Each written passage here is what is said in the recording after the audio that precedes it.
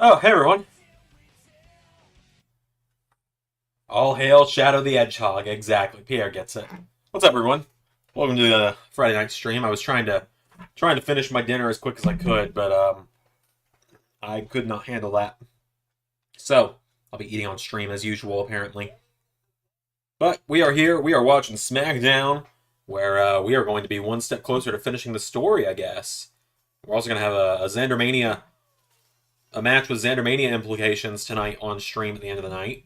Be making some logos and stuff, ordering some belts even.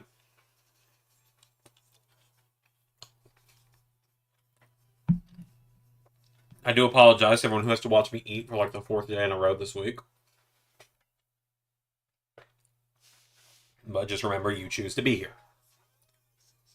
That's kind of how I look at it. Is you choose to be here.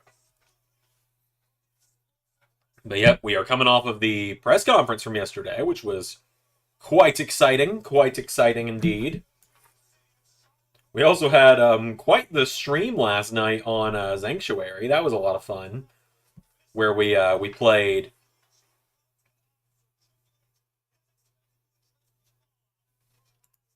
How we played the Sonic Adventure randomizer. That was a lot of fun. Or Sonic Adventure 2.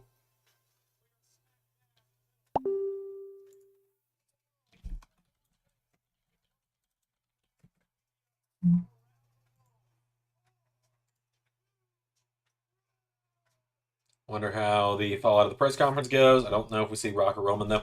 Last I checked, neither of them are advertised for tonight. As far as I'm aware, neither of them are advertised tonight.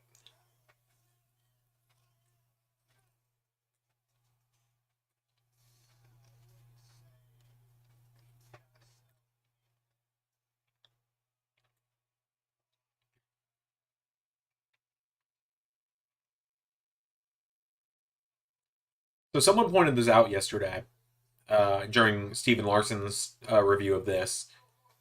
The reason I think the reason Roman is constantly trying to bury the world heavyweight title is his whole character is based on insecurities, and Seth Rollins is the one guy.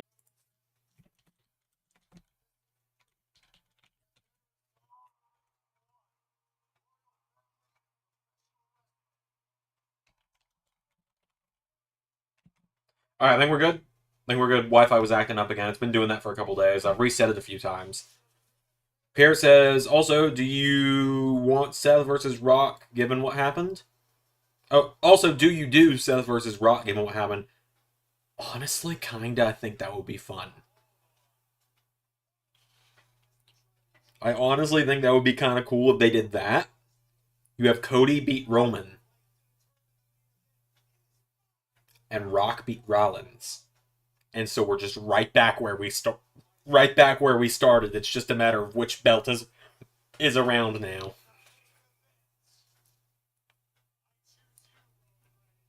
Zach says, so let's talk about the reunion today. Yeah, the end of SmackDown, you know.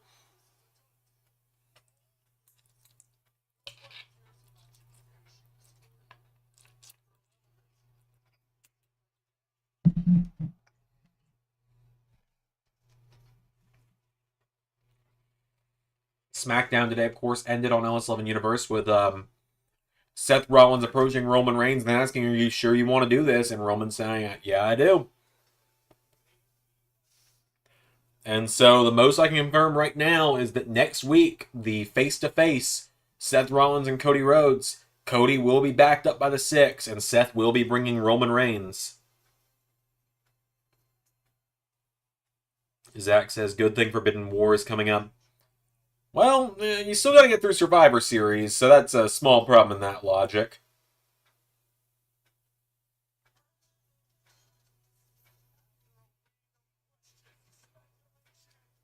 Also, if you're alluding to who I think you are, remember, that person and Roman tried to kill each other a year ago at the first Forbidden War.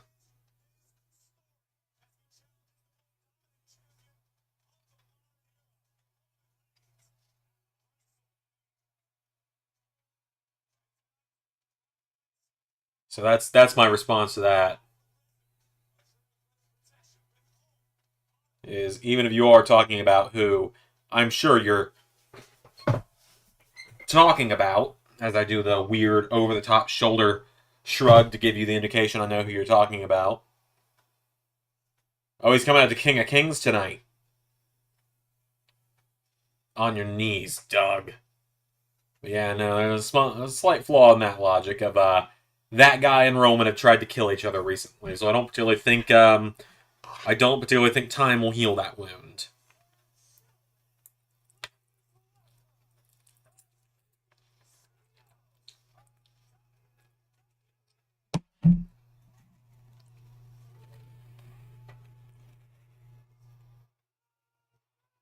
Oh, I do not like how I look eating that on stream. That I feel like I need to put something up on stream when I'm eating.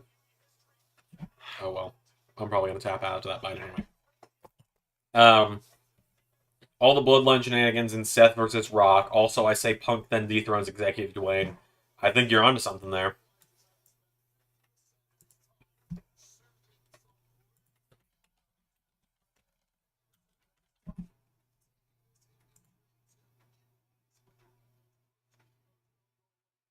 So I'm not gonna, I'm not gonna like.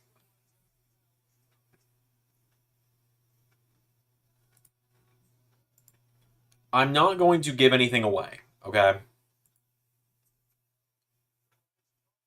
But I might be making the LS11 Grand Championship right now. Was I nervous when Punk went off yesterday? Not at all. Not at all.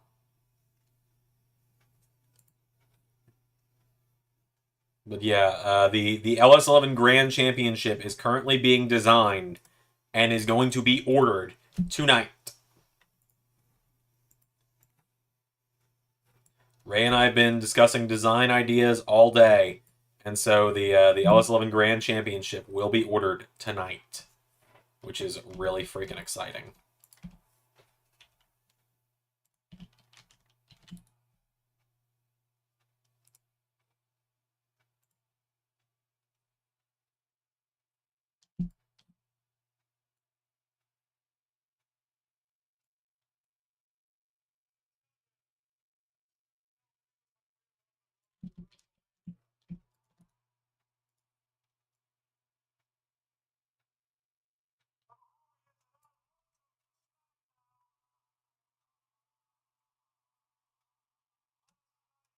On. Ah, hell. First commercial of the night. I'm running downstairs and refilling my water. I just remember I didn't do that. Let's say Punk versus Rock happens at SummerSlam. Depending on Punk's recovery, then Rock challenges Cody at the Rumble.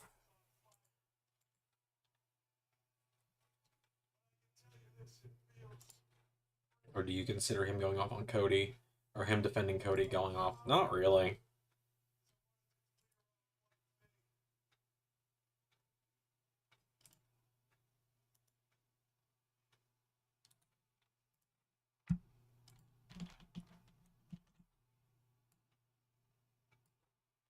Fans are chanting Rocky sucks.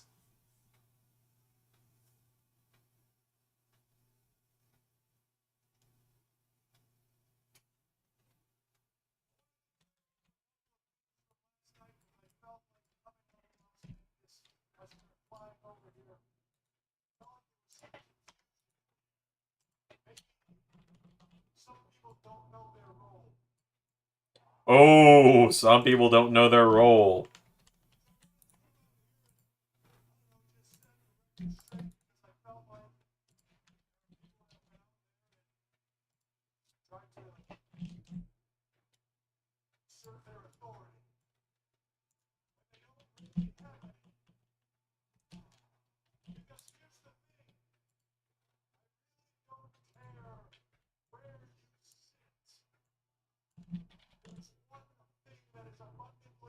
Miller versus McIntyre was fun. It was fun.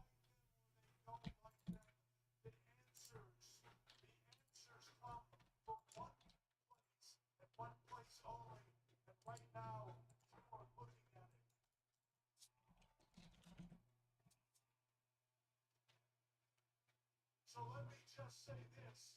In the main event of WrestleMania 40, the biggest WrestleMania of all time, Roman Reigns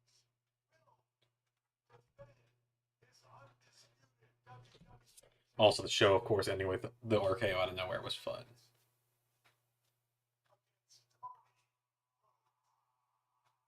Hell yeah.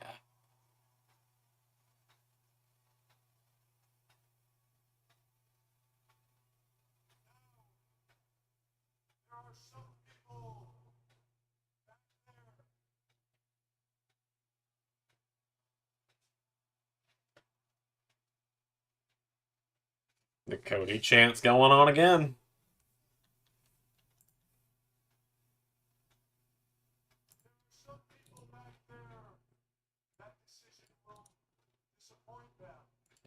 Though I don't know what you do with Drew. I guess him versus Sammy when it's a world title shot at Backlash?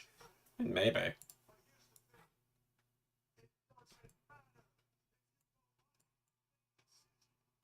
Hell yeah, Triple H.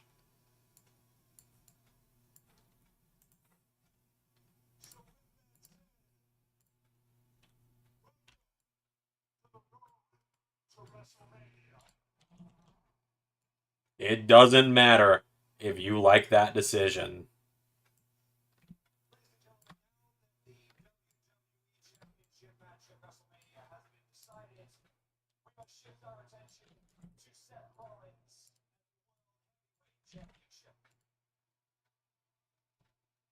Sammy versus Rock sounds interesting. It kind of does.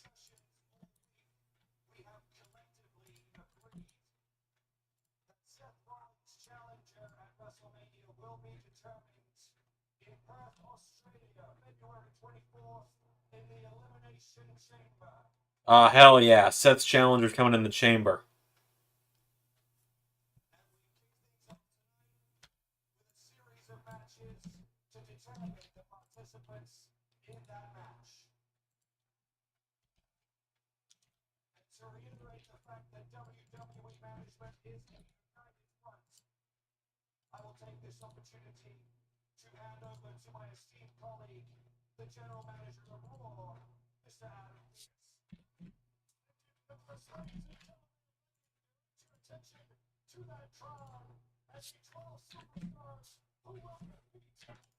Alright, who's going to be getting the shot at the chamber? Randy Orton, okay. Bronson Reed, Kevin Owens, Logan Paul, AJ Styles, Miz, LA Knight, Dom, Sami Zayn, Drew McIntyre, Ivar, and Bobby Lashley.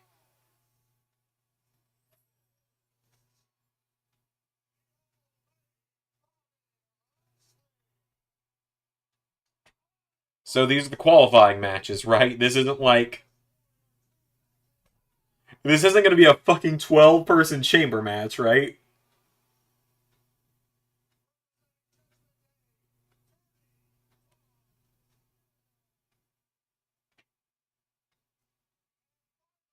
So if it's top-bottom, each of those are qualifying matches. I'm going to say it's Randy, Bronson, Drew.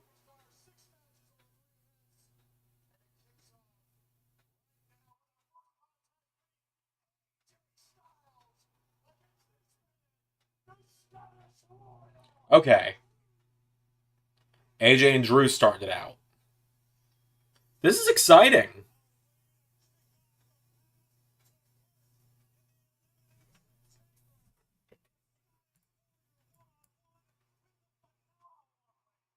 Yeah, qualifying matches.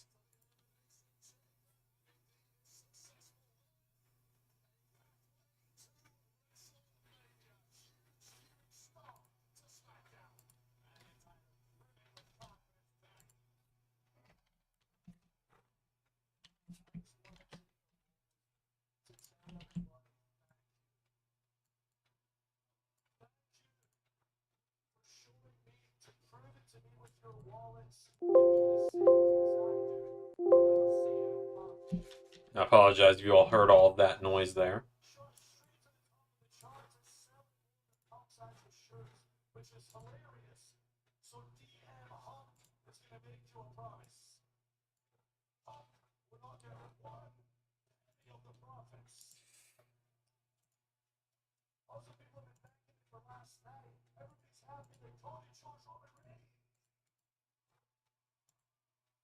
Yeah, thank you, Drew.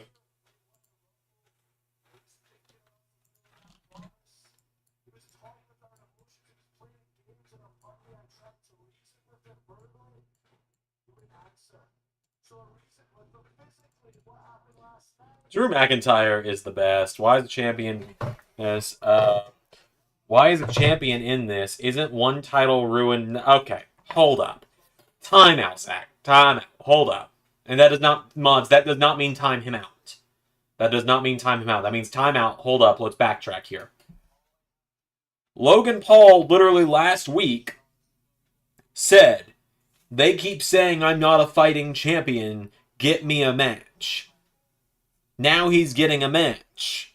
And also, a champion, a mid-card champion, losing a non-title match that has world title implications, especially when there's going to be outside interference from Kevin Owens, LA Knight, whoever, does not mean that the belt is ruined, my guy. The belt being quote-unquote ruined would be would be like when Ricochet was Intercontinental Champion 2 years ago, and he was eating a clean loss to Austin Theory in a non-title match in 3 minutes on an episode of SmackDown. That's when a belt is ruined, my guy.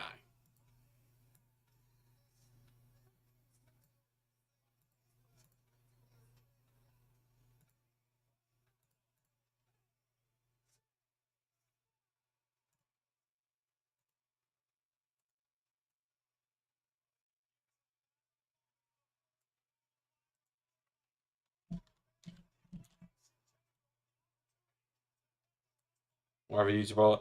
I'm fine with Logan holding it. I'm fine with Logan holding the US title because he's like a cowardly heel with it. That's fine.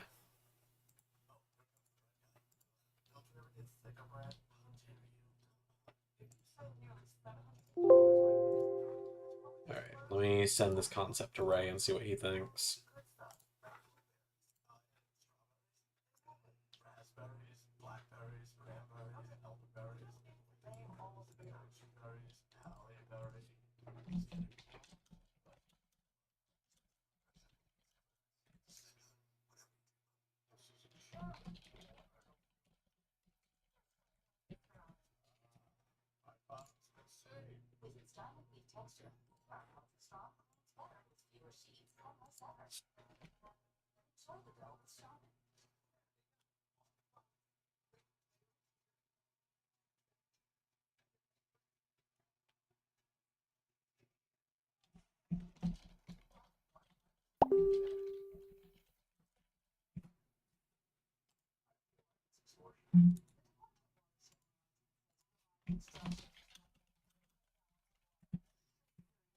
Right, I said I was going to run downstairs during the first commercial break. It's fine. Give me a second, I will.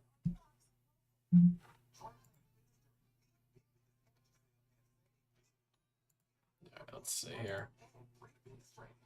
So, folks, as I said, the LS11 Grand Championship is being designed as we speak, and will be getting ordered today, actually, which is really exciting. So Drew's got to win the chamber unless they want to do something different. Yeah, I imagine Drew wins the chamber. That'd be my assumption.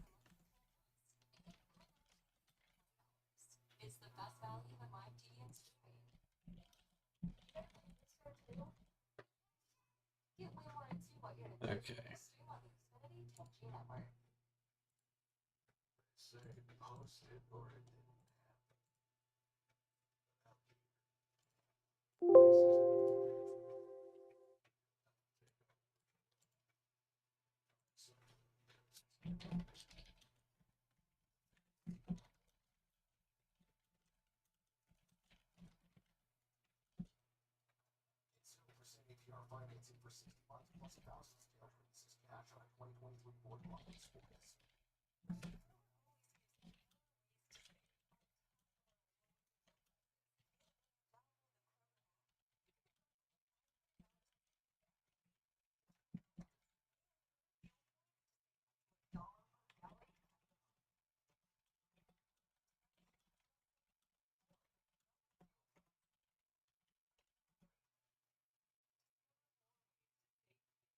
Okay, hold on. I'm getting everything put together here.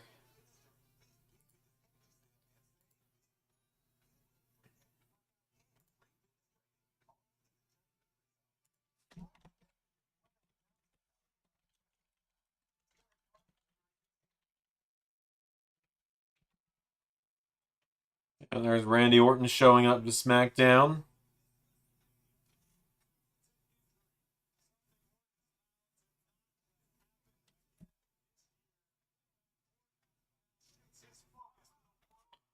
Alright. Once I get Ray's opinion. There's also just a fucking gnat flying around my face.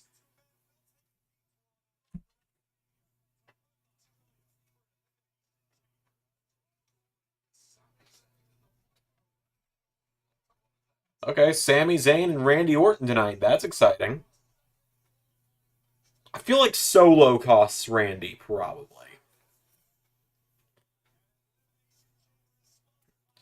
Alright.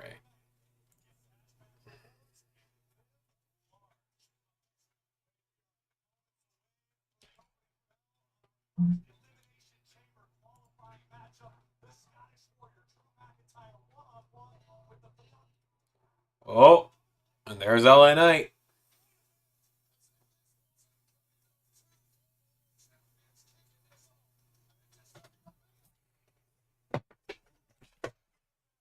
So seeing AJ and Drew facing off made me think about this. I was showing off some stuff today at work because the people at my work found out more about my YouTube stuff today.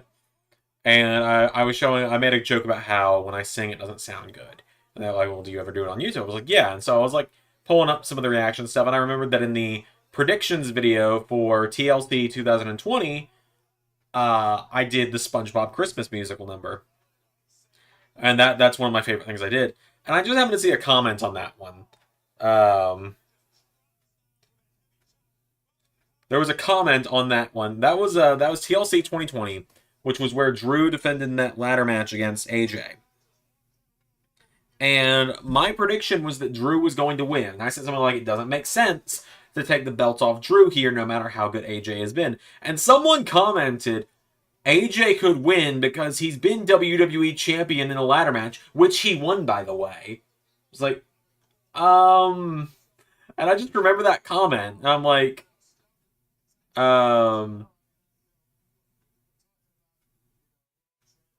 like they make that comment. I'm just like, the fuck? This was almost 4 years ago now, 3.5 years ago at this point. It's like Drew on the run of a lifetime, not showing any signs of losing the title. Plans don't seem to indicate he's going to lose the title. AJ being set up for this tag team run with Omos. Someone comments, yeah, AJ could win because he's been WWE champion in a ladder match, which he won, by the way. It's like, if this were like non-scripted, sure.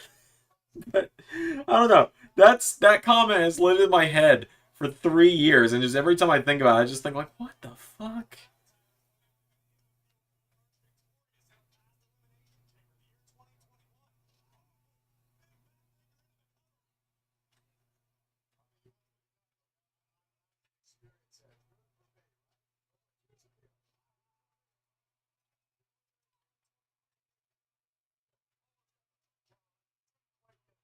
So I assume out of those 6 guys, it's Drew, it's Sammy, it's Bronson, because you got to have Bronson in there in Australia. And he's got to dive off of a pod, obviously. Drew, Sammy, and Bronson. AJ and LA Knight are probably going to cost each other. I say you put Dom in there because that'd be hilarious. Who else was in the qualifying situations? Let me double check. If you guys try and tell me, I'm not going to see your chats before I've already looked at it, so I'll leave it at that, I suppose. Let's see.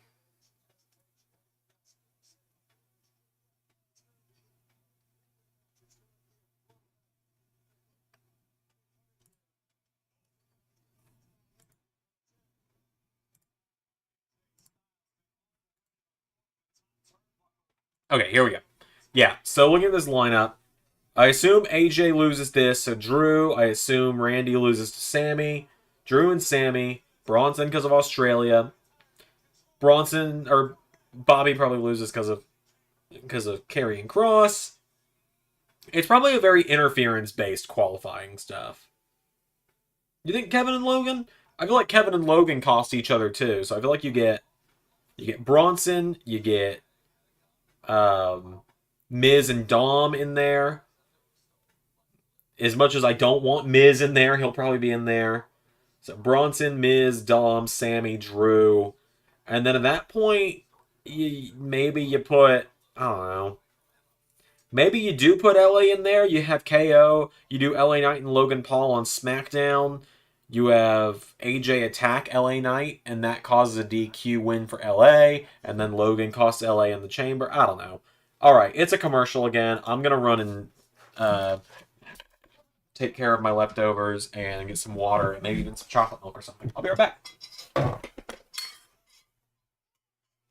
Luigi, you haven't held down the stream in a while. You haven't had to. Calling on you, bud. Hold it down. All right, come on then. All right, guys. Luigi's gonna hold it down for me while I'm gone.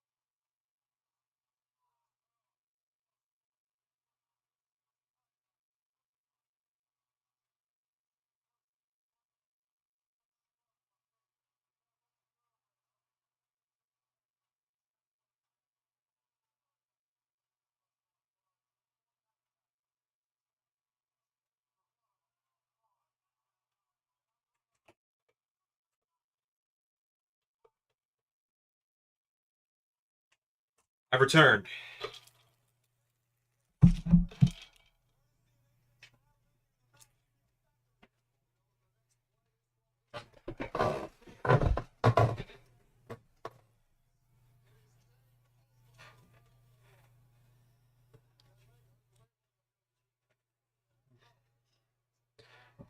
Sorry, it took me a little bit there. I was having to clean up some mess that the cats were causing. Okay.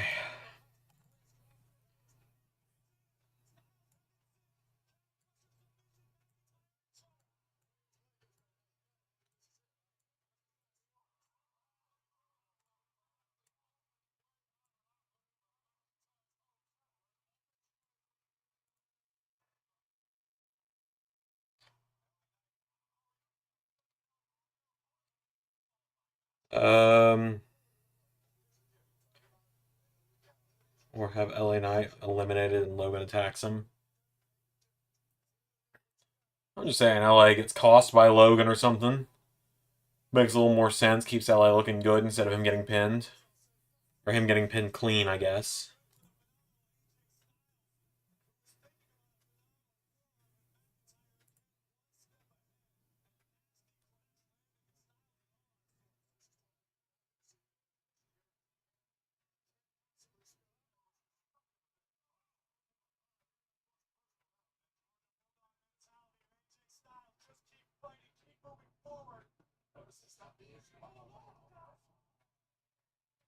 Okay, let's see here.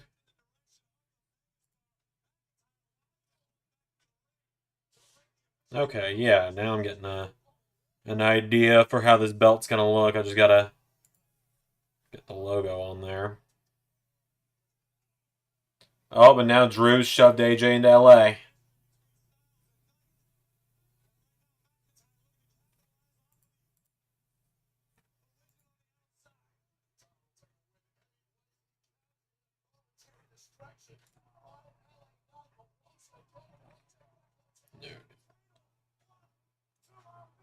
Yep, and there's LA Knight costing AJ the match, like we said.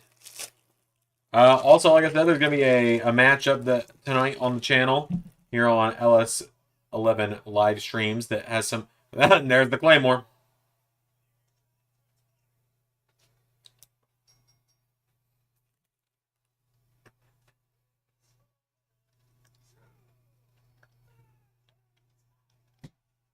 And as I was going to say, and then I'm sure it'll be Turnabout's Fair Play later with AJ.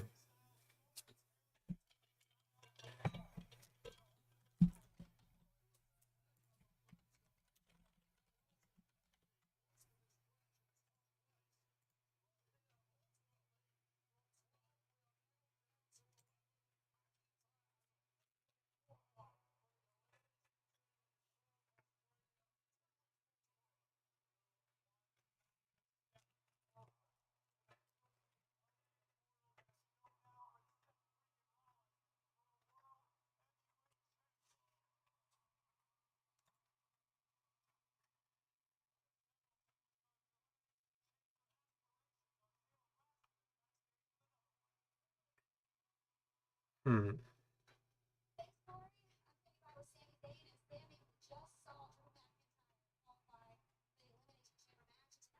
See if there's any review images for the style of belt I'm going with for the LSWF title. Because yeah, we're getting the LSWF title officially made as well.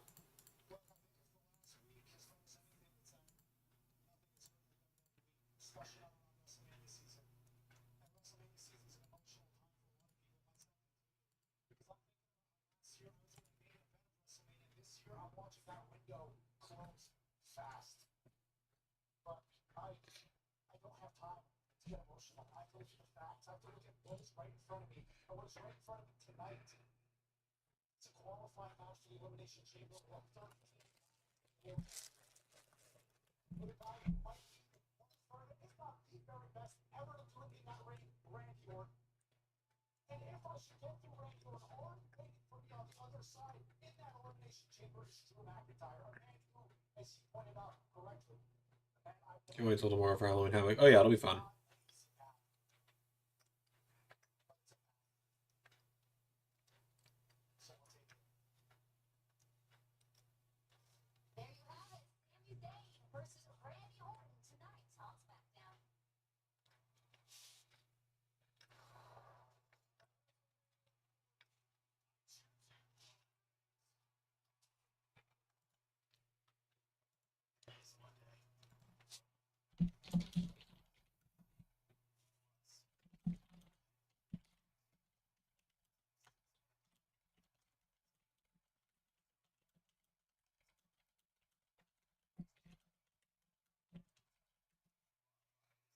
Okay, so sorry, I'm juggling 15 things over here right now. So the game thing done. No, I've had a rough week, man. I did not have time to make predictions for him today.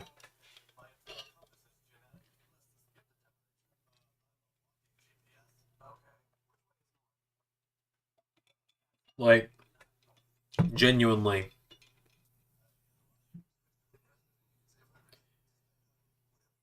genuinely, it's been a rough week, and typically I what was I gonna say here? Yeah, typically I have the thumbnail ready to go for like a month. Like, for example, the Clash at the Castle thumbnail was ready to go at the end of last year. Like, a solid or so weeks before it even aired, and like the CM Punk fake out was made and everything.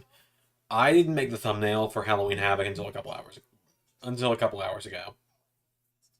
It's been a little bit of a rough week, so I didn't have time. It'll be back for Survivor Series, but I don't know. I'm probably just gonna I don't know. Maybe I will call it quits on it there. I don't know.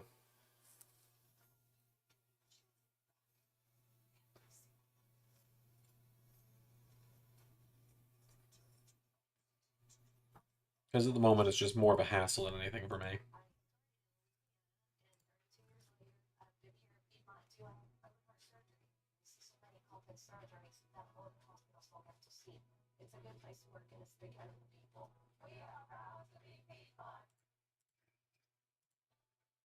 All right, let's see. I gotta design a faceplate for the LSWF World Title because we're redesigning it technically. Well, not even technically. We're redesigning it because of because I'm getting a legitimate version of it made, which is really exciting for me.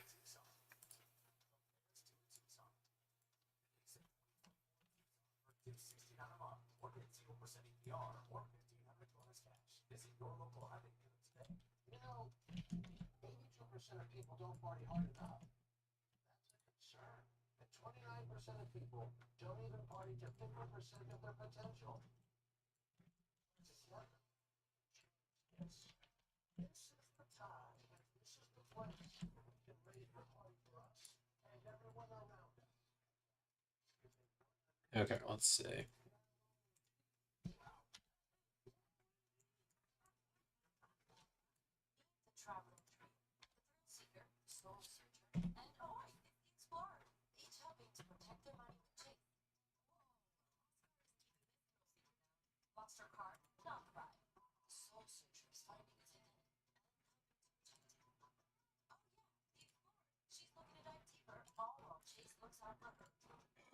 I'm falling asleep at the wheel over here already. It's weird. It's like on one hand, I've really enjoyed doing these streams this week. It's been a good way to take my mind off of some stuff that's been bothering me all week. But on the other hand, there's not one match I'm not looking forward to for Halloween Havoc. It all looks so good. Oh yeah, it's a really fun show. I hate that some things happened the way they happened with that show, but it was a little beyond my control.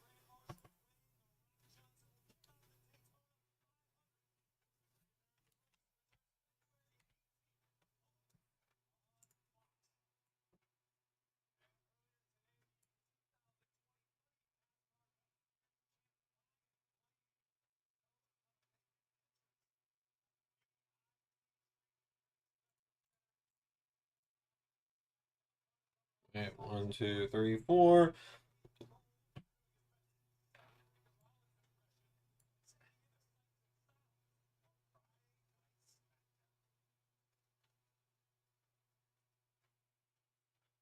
Okay, let's see. Oh, we're getting a pretty deadly video package.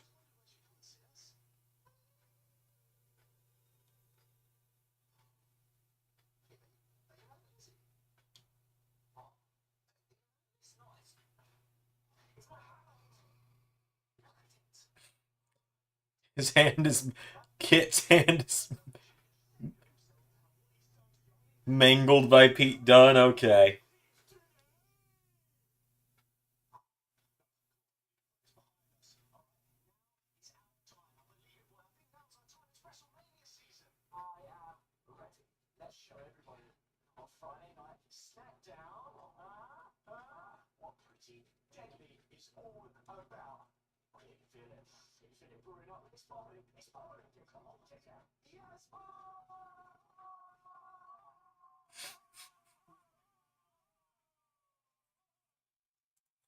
Yes, boys, indeed.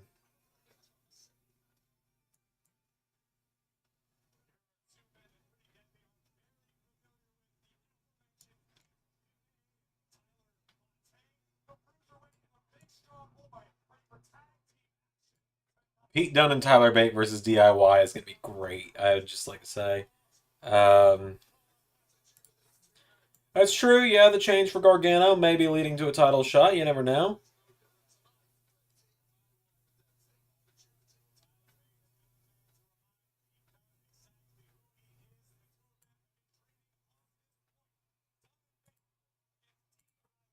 Which is pretty cool. Pretty cool. I look at how these come out again.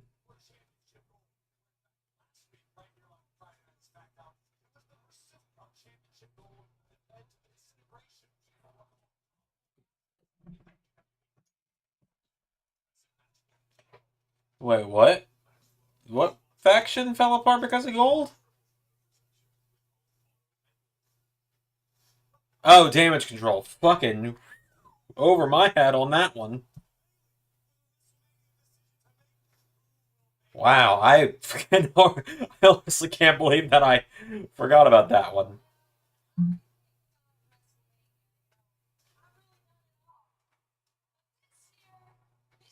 That one went way over my head.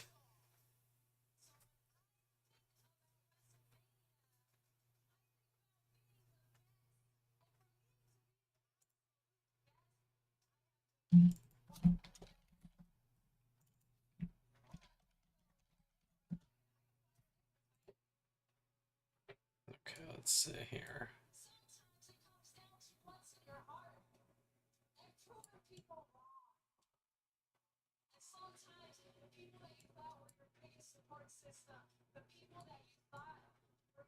God, the Bailey and damage control segment just made me so sad last week. I can't believe they got me into babyface Bailey in 2024.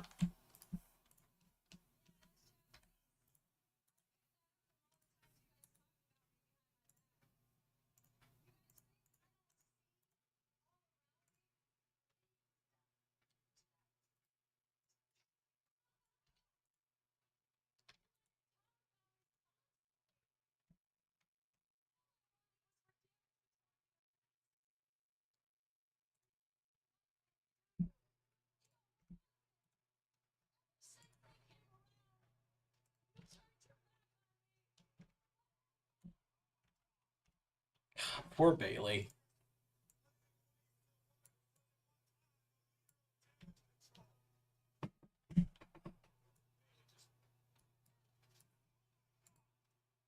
I gotta look at this again.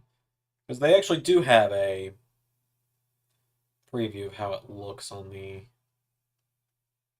belt. Okay, that doesn't fit there as well.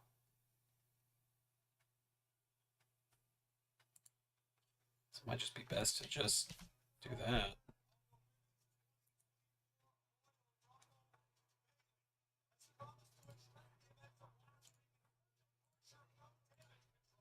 I don't even want to talk about how expensive it's going to be to get this belt made. Do you call this a rant when Punk said ban? No, no, it's not, bud.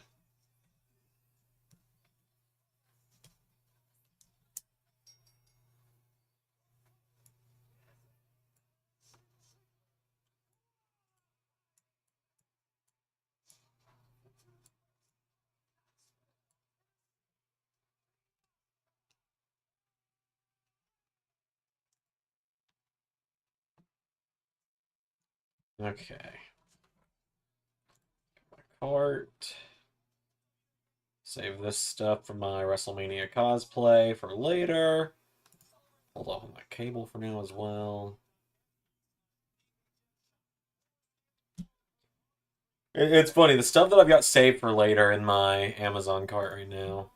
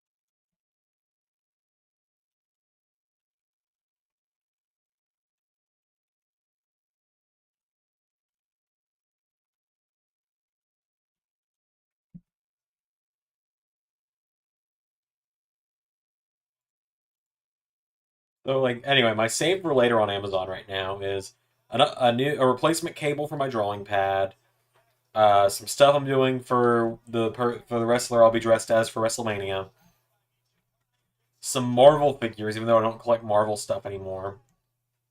They put out some figures that I wanted, like a Green Goblin Doc Ock from No Way Home, a Rhea Ripley life-size cutout for the for the background over there, a Jumbo Shy Guy plush for my wife, and a Funko Pop that I thought about getting my sister-in-law.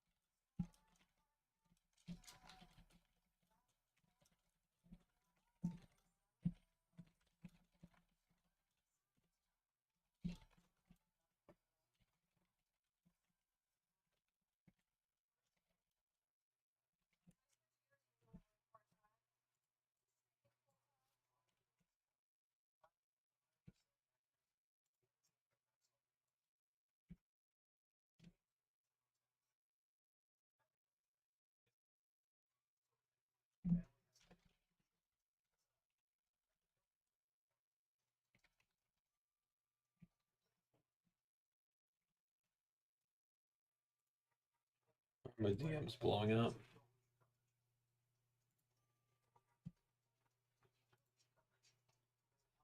Can't wait some more Ali stuff. Oh yeah, he wasn't on TNA. Oh, he wasn't on TNA yesterday. I forgot about that. That's all right.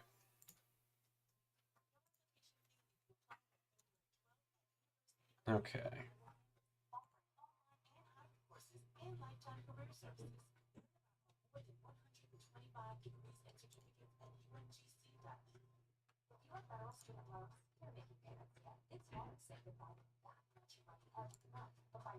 Is there a way for me to?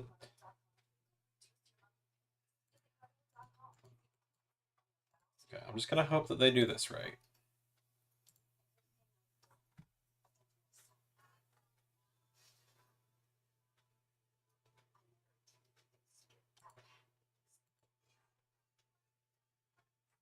Okay.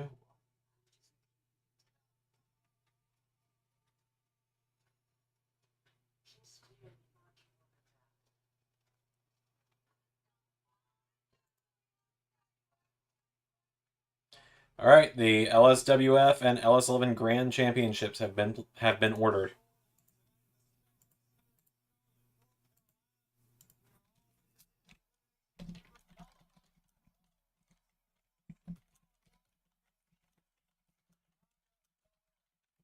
Okay. So it's Michin and Bianca in the qualifying for the Rhea Chamber. So I'm gonna mute my desktop audio here. And I'm gonna boot up 2K23 now because I need to download the characters to do the thing we're doing tonight on the stream, which is pretty exciting. I also probably need to delete a few characters and logos that we're not going to be using for the stream.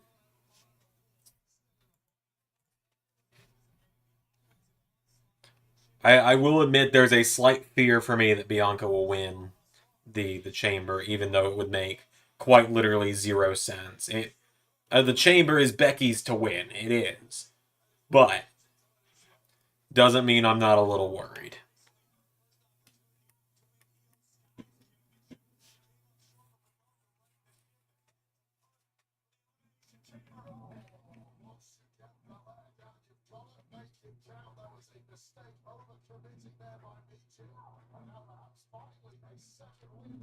Okay, yeah, I need to delete some characters, and the thing that worries me a little here is sometimes the deletion utility takes a long time to work.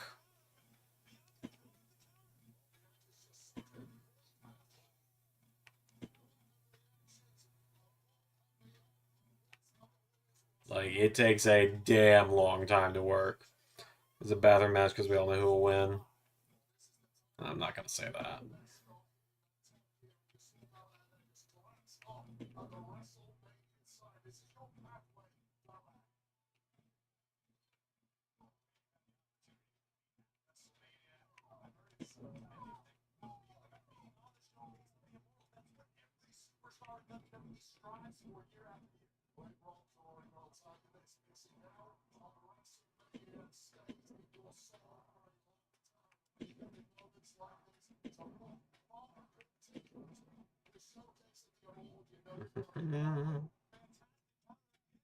I'm going to essentially just kind of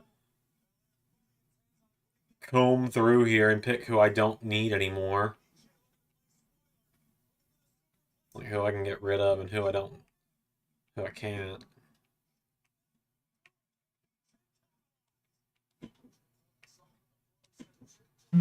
Alright, there we go. Deleting the character stuff. We'll see how this goes.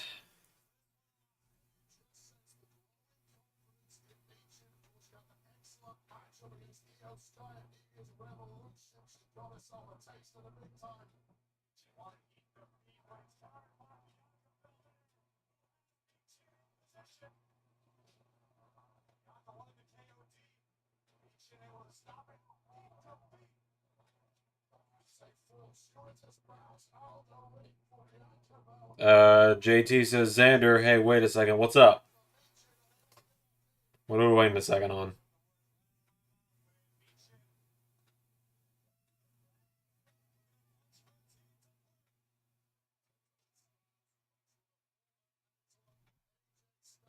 This is false advertising. How is this false advertising? You're not wearing a black suit. What am I supposed to do? I'm not taking a picture of myself before every stream. And Belair's heading to the chamber.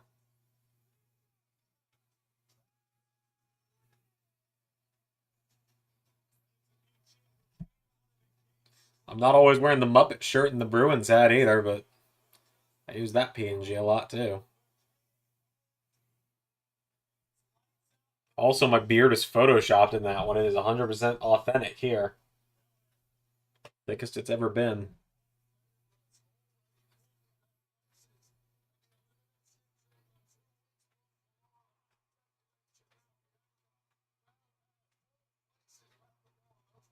Okay, so deleting the characters and the logos actually makes it go a little faster, so that's nice. Question is, are we up to 30 empty slots now, or do I need to delete some more people? Because it may get to a point where I need to make another duplicated save file. 4, 8, 12, 16, 20, 24, 28. Okay, I need 2 more empty slots. Okay. We can get rid of you.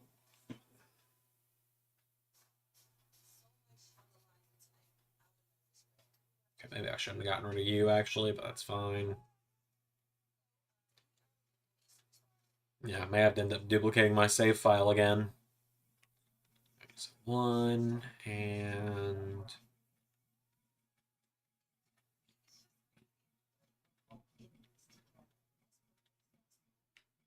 $30 fine for this information. Man, I already paid $300 today for new tires on my car. I ain't paying a $300 fine for inconveniencing people with false advertising of what shirt I'm wearing. You can forget about that. You can forget all about that. Okay, I gotta get rid of one more created wrestler here.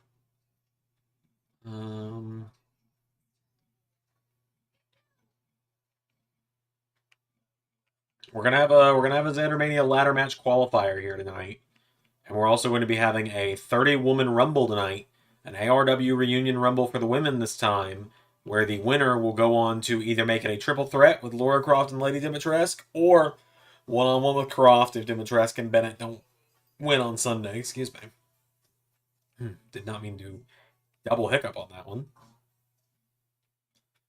So that's going to be exciting. It's going to feature a former ARW Interdimensional Champion in that ladder match qualifier. Then you'll do some community service. My brother in Christ, I make more universe content than anyone on this platform. And that includes Goran Perkins. I'm doing my community service already.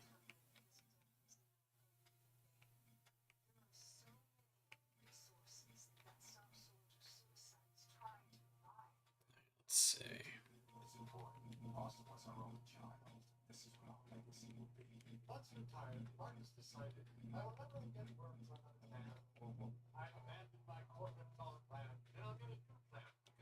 Alright, you know what? Here's what we're gonna do. This is gonna just be an ARW save file. That's what this will just be. And so who we delete doesn't matter. Of course I know who Gore and Perkins are. I don't know Gore and Perkins, like, personally. I'm not like, oh, hey, my good buddies Gore and Perkins, but I grew up watching them, yeah. I grew up watching Gore and Perkins. I know plenty about those guys.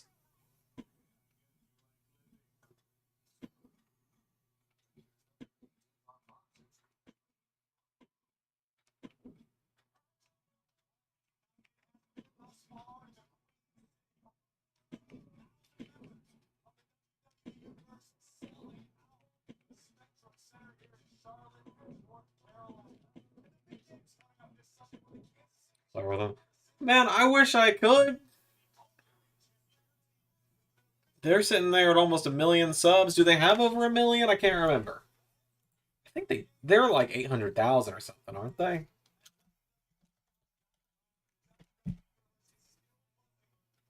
$337,000, right? So like, they got a solid 330 something on me. Put Zander in their universe, man. If I could, I would, dude. But they probably have zero fucking clue who I am. Like, they probably don't have a fucking clue who I am.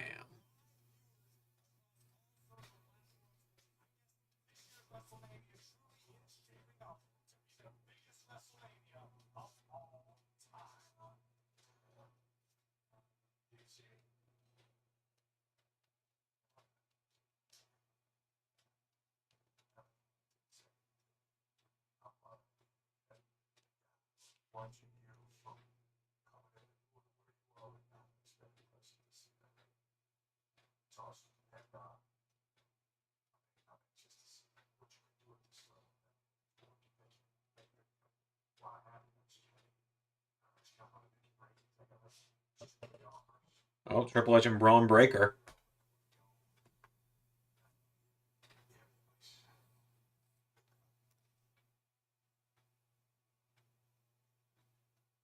Ooh.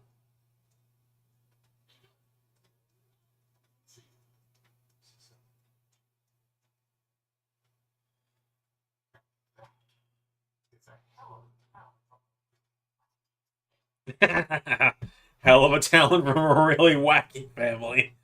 Love it.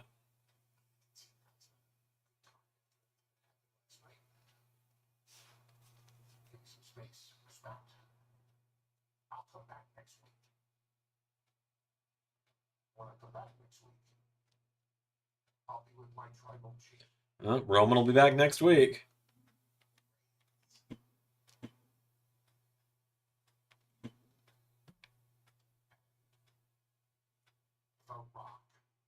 Oh, and Rock next week.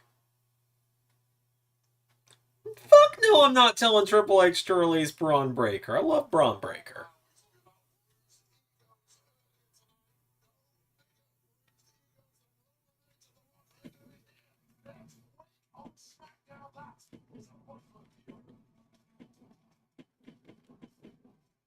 Alright.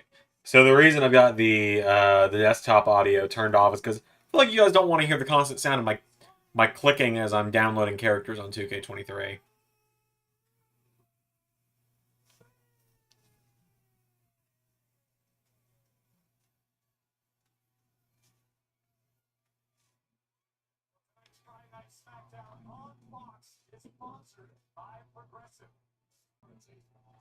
Okay, JT, hold up. Why the fuck are you wanting them to release people? Why the fuck do you want me to tell Triple H to release people, which I don't have the power to do? I don't actually have his number. Why do you want people to be released so I can't use them in universe anymore? Make that make sense for me.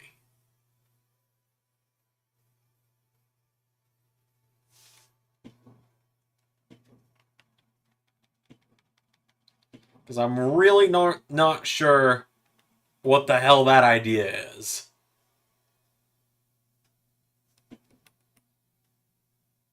I don't want to see anyone lose their job. I don't want to see anyone get released.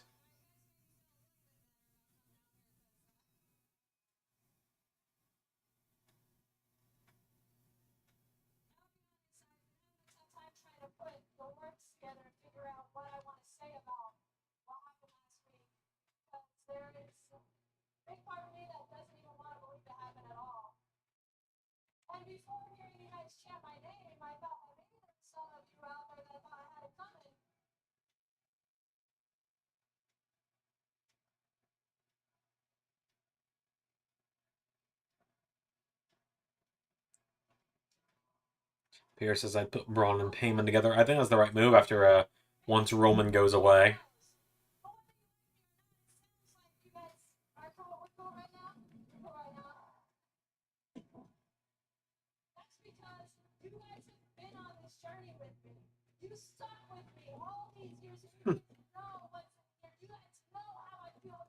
My power within the system, eh? I don't have as much power within the system as people seem to think I do.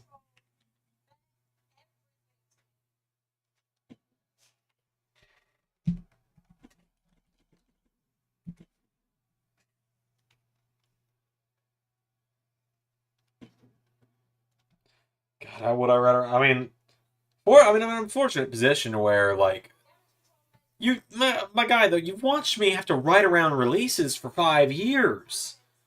I don't want to have any of them wished on me at this point. I'm tired of it. I'm tired of writing around releases.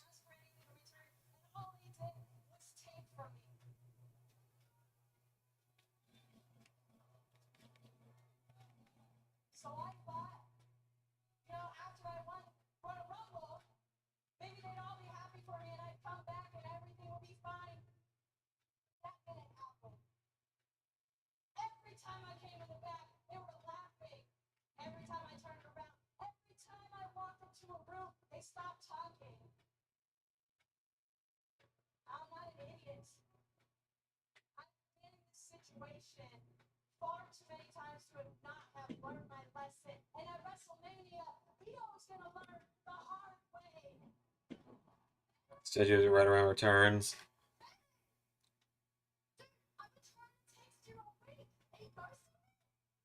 Oh, hi, Dakota.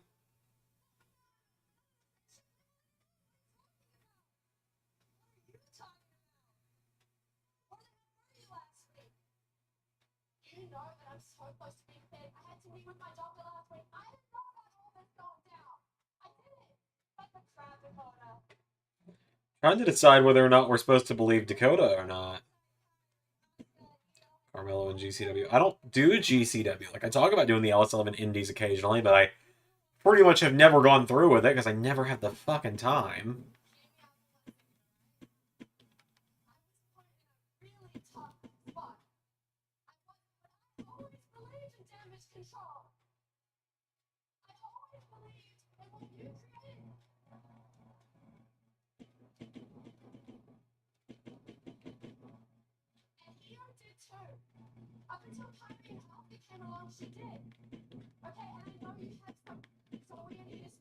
These are right around returns are fine. Returns, I guess. I don't know. I don't really have an answer to that, quite honestly. And be honest with everyone, you guys can ask questions and all that. You can. You're not gonna get terribly great responses out of me tonight because it's been a pretty shit week, all things considered. Been very busy all week and I'm very tired.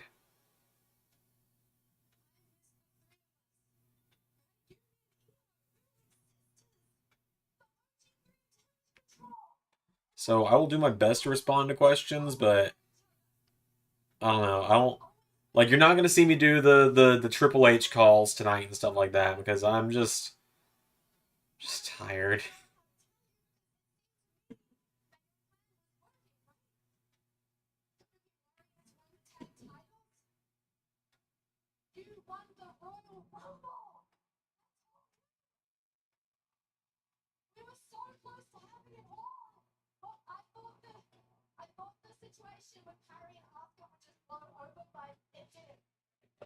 Bump the volume down. I just realized how much it's picking up on the mic.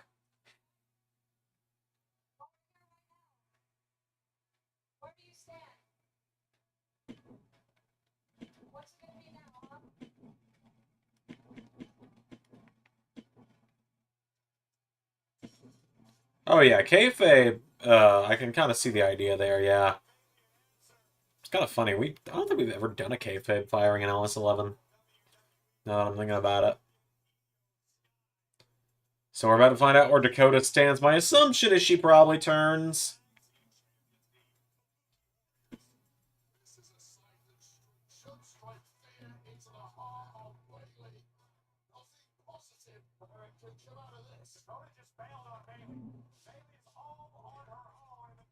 Dakota just ducked out.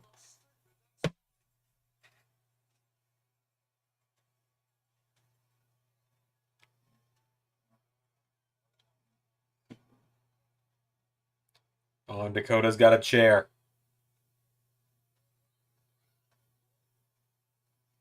Oh, Dakota picks Bailey, I think. Unless it's a double swerve.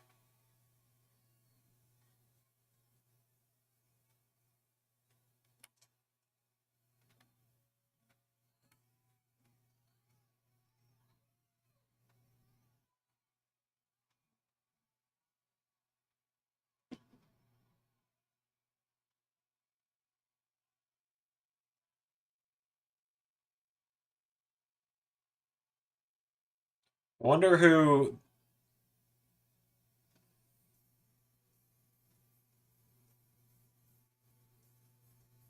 Is that a different version of Bailey's theme, or have I just only heard the damage control version for 4 years? Not 4 years. For 2 years. Okay, it appears to not be a double swerve. It appears Dakota's on Bailey's side. For now.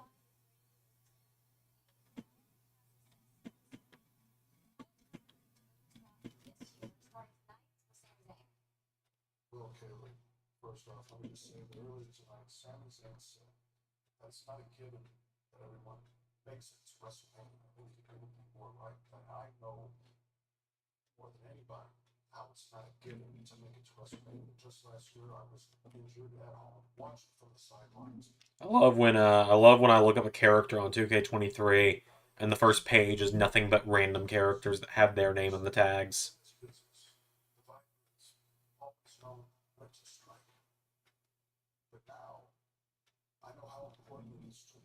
So as far as Roman Reigns is concerned, I can just sit back and wait. But my road to WrestleMania has taken a slight detour. Tonight, I face Sami Zayn. And if everything goes my way, and I plan on having everything go my way, I move on to the Elimination Chamber. But in the chamber, okay, there's going to be one constant. And that constant is absolutely cold, calculated. That one constant. But that one constant is the three most destructive letters in all of sports entertainment are Kick those players off 2K, not gonna lie. Yeah, my big problem is the people that, like, I don't know if they're doing it on PC or what they're doing, but it's like the description and the tags. Yeah, the hashtag, the description is just like a bunch of random words strung together.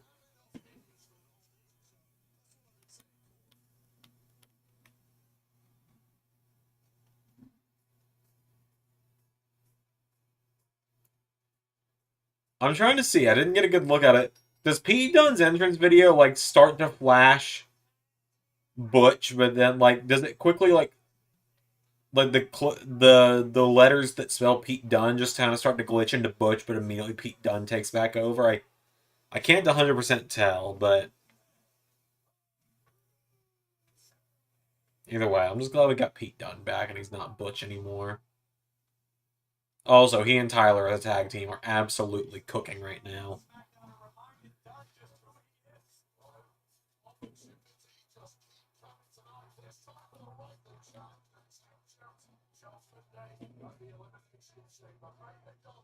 All right, but yeah, so this number one contenders rumble for the ARW Women's title. One bit of breaking news I can give you, and this is the only entrance I will confirm in it, is that it contains every former ARW Women's Champion, with the exception... No. Lady Dimitrescu will be in it, because if she wins it, and she wins on Sunday, she guarantees her match at ZanderMania stays one-on-one. That's how we're gonna fave her being in it. How about that? That's how we're gonna make it make sense. And then even if she loses the tag match on Sunday, then she still gets a shot. I liked Butch, but I can never say no to Pete Dunne. I didn't mind Butch as much as I used to. But I think that was Stockholm Syndrome setting in from it being 2 years of Butch more than anything.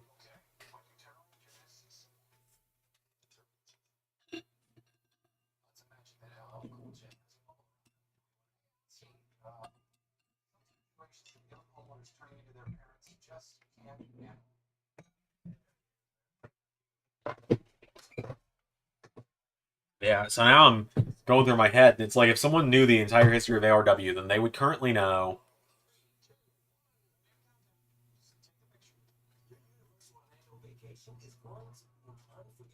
Hold on, I'm counting it in my head.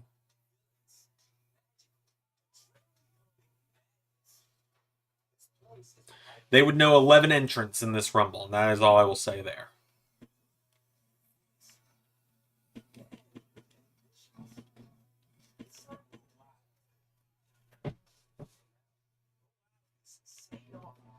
You'll see some ARW alumni in here. You'll see some new faces in here. It'll be great.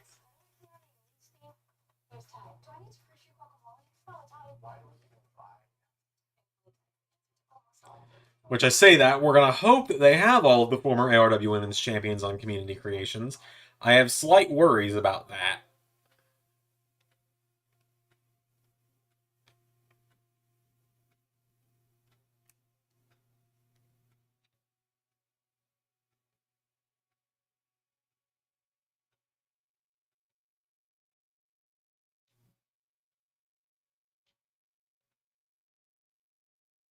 I'm going to get to Nia versus Jade.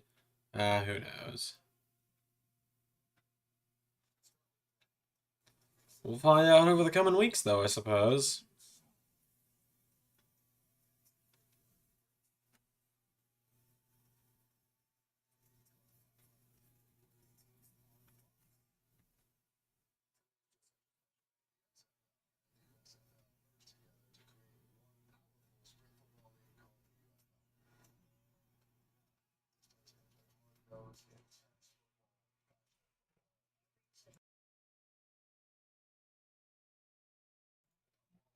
Yeah, so I hope those of you that were there for the Sonic Adventure 2 randomized stream last night enjoyed it, because I was having the freaking time of my life with that.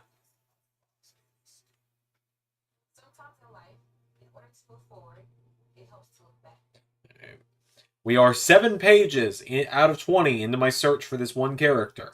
I won't say which one unless I don't end up finding her. If I don't end up finding her, then I will have to announce that she won't be in it, because I don't have the time, the resources, or anything else to make her tonight. I'm hopeful. I'm hopeful that in these next 11 pages we'll find her, but we'll see.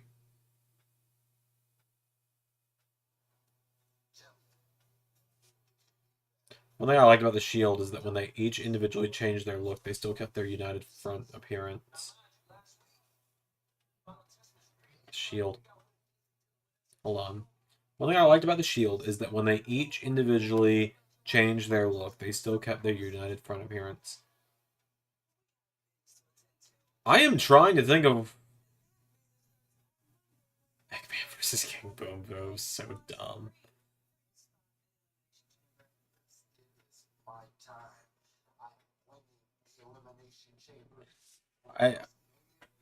Here, I might need you to elaborate a little bit on that.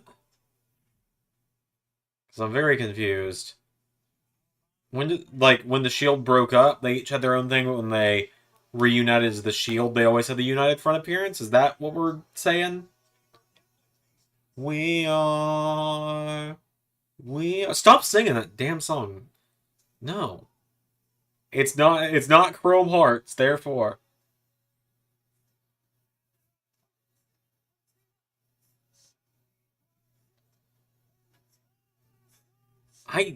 I feel like it's got to be a Pete Dunne and Tyler Bate win tonight. But, like, the Yes Boys could get involved. And I will say that if DIY get another shot at the tag titles, They could win it.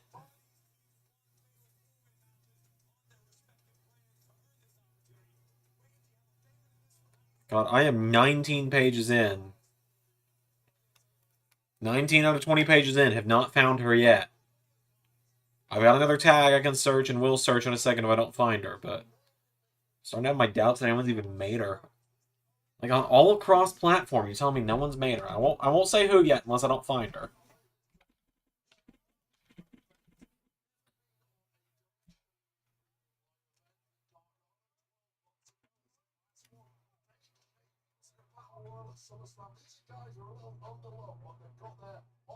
Bait with maybe in a battle royal somewhere. So no, he wasn't.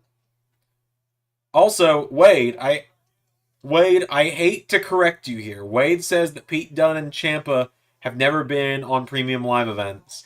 Pete Dunne was in the 2019 Royal Rumble. Tommaso Ciampa was on Team NXT at Survivor Series 2019.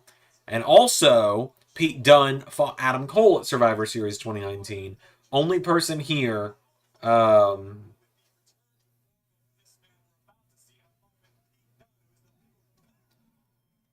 Pete Dunne challenged Adam Cole. Ciampa was on Team NXT.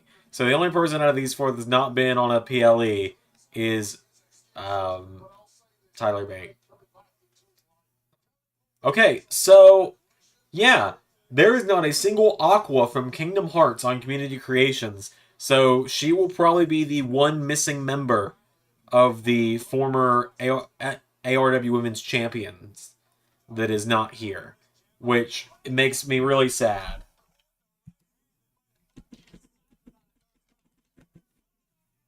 But thus is life, I suppose.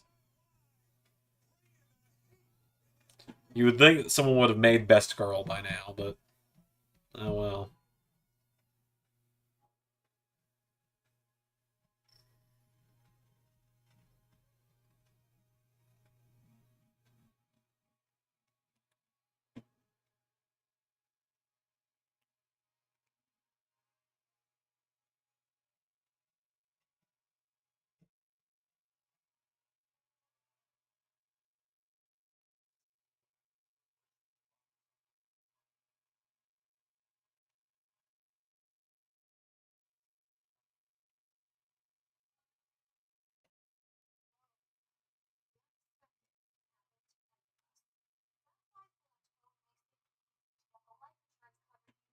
It sounds like my wife just got home from work.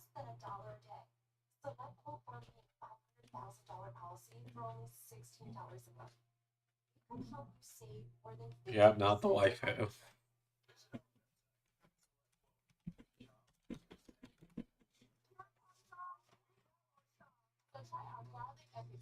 Part of me hates that I'm about to have 3 separate save files for 2K23, but here we are.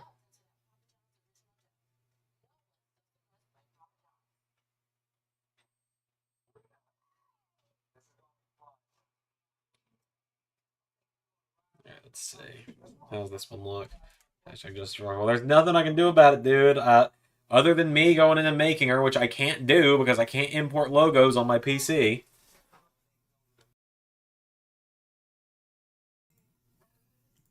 I can't make custom characters with like I can't make characters with custom logos on PC without crashing my game. So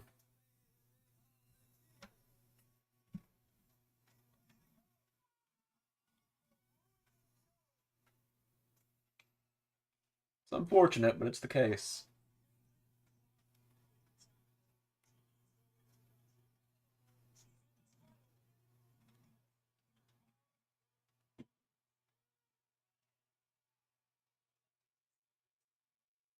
Go.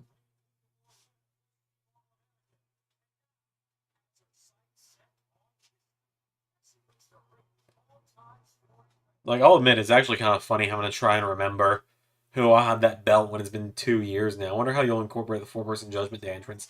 I'll just say that there's some ideas for a 4th person to join the group. There's some ideas. Obviously, it's not Dom. I don't have any desire to put Dom in the group because that's just what they're already doing, and it feel weird to just take him out of Next Wave and put him in Judgment Day, where he's taken from a leader and making the quiet follower. That just doesn't seem right to me. But you guys will see. I'm pretty excited for the idea I've got. There we go. Get my best girl when it comes to former ARW Women's Champions.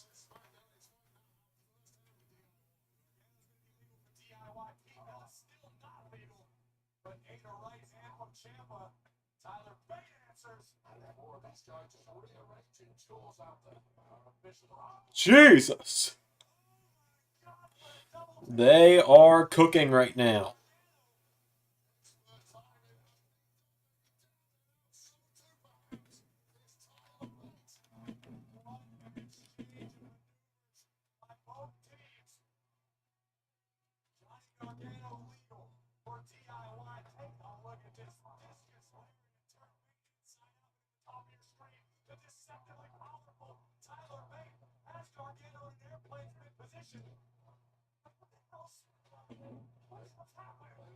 Oh my lord, Tyler Bate. Big, strong boy. It's gonna be Kenta, lol, just kidding. I mean, honestly, if Kenta came to WWE, that would be a good spot for him. For me, at least. Because they could have him and Balor teaming, that'd be really cool. I don't think Kenta's ever going back to WWE. He's a little older. Also, there's the resentment from when he was there last. Oh yeah, also when he established Dom as a loudmouth.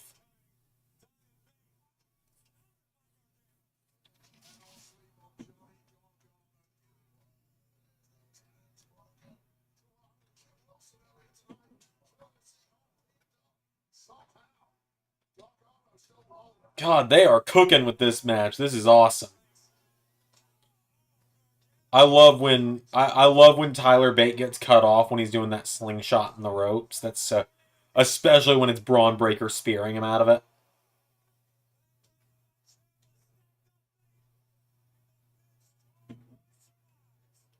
Alright, so now it is all me to pick whoever I want for the Rumble. I've got all the former women's champions, aside from Aqua, all the former women's champions.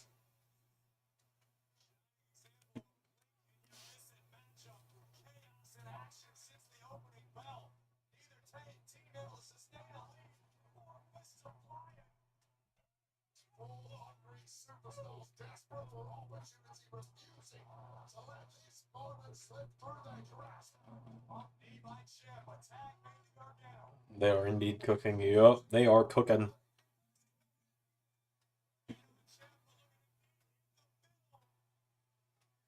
Oh, this is cool. That's a cool way to counter the meat in the middle. I like that.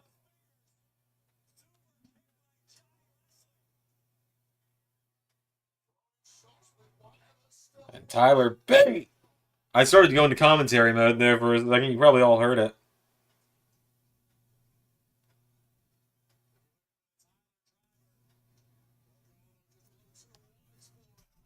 Can't wait to see Dom get stunned. I wonder if KO can punch Dom and Bronson from. Well, you know, in 2K23, it's not possible to do that, but, you know.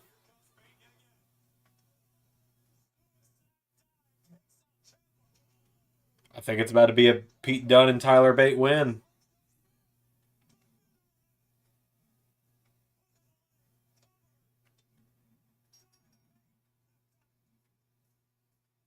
And Tyler Bate and Pete Dunne are going to the chamber. God, that's going to be a great match.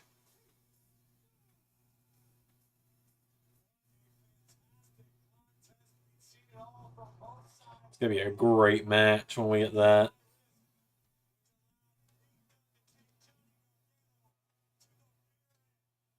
Two K24 might. Yeah, 2K24 it might, but, you know, right now we're on 2K23, so.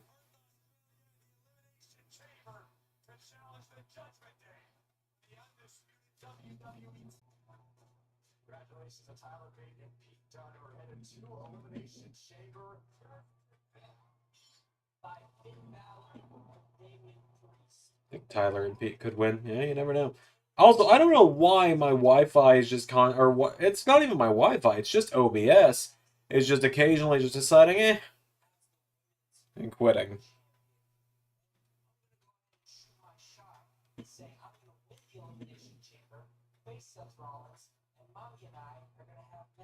titles.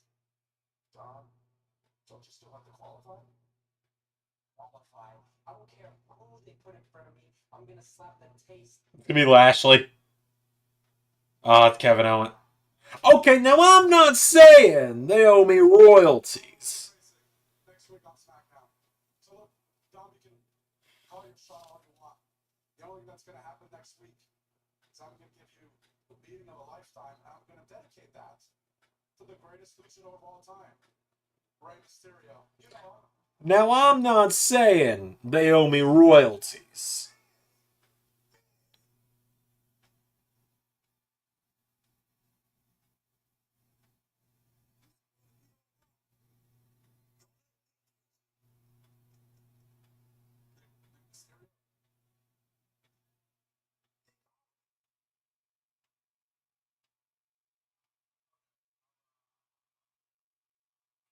Truth thing in KO is Miz. Interesting. I like how Kevin Owens just rolled with it.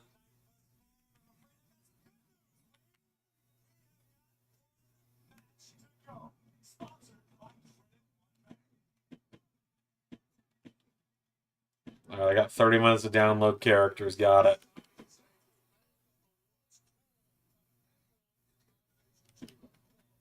Really looking forward to Pete Dunne and Rhea Ripley. Oh yeah, that's gonna be a fun match. Sammy and Randy coming up next.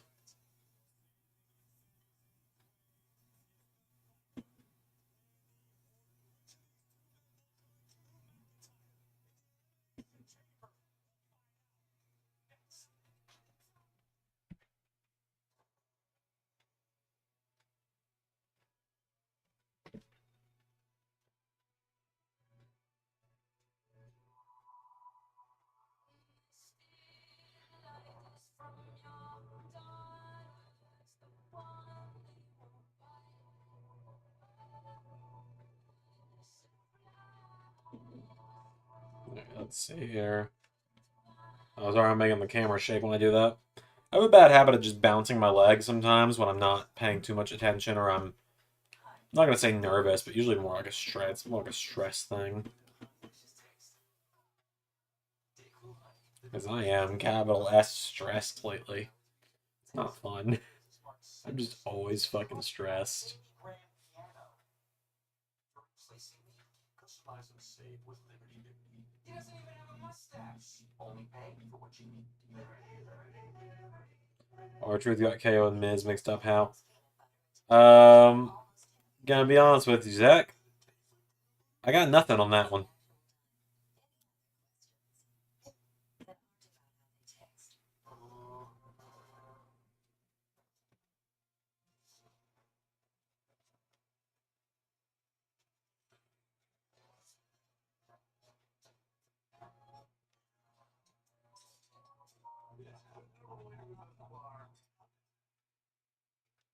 So Dan Aykroyd's got a TV show coming, apparently. History of the World in 6 glasses. Interesting. Dan Aykroyd's a real interesting guy. Before, one of the old Ghostbusters, because somehow someone's not going to know who Dan Aykroyd is. Dan Aykroyd is a treasure, to say the least.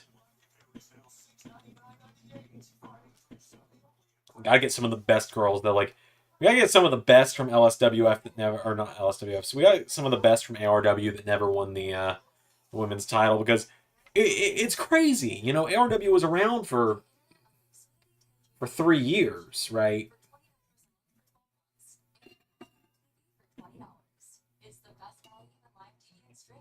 Mm-hmm. 3 years. It's honestly kind of crazy how many people that should have been champion never were. Like, I'll talk guys right now because I don't want to spoil any of the women that are going to be in the Rumble. But like, for example, just kind of looking at the poster up here. Like, let's see, look at the posters up there. Yeah, it's kind of crazy how certain people never won the title. Like Little Mac never being world champion, for example. That's one that sticks with me.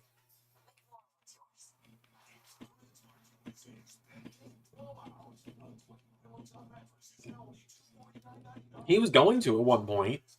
Originally, at one point in time in ARW, the plan was when Spider-Man beat Kratos, Mike Tyson was going to squash Spider-Man for the title at ARW Survival 2022 or 2021, and like just beat him in like 3 hits and take him down.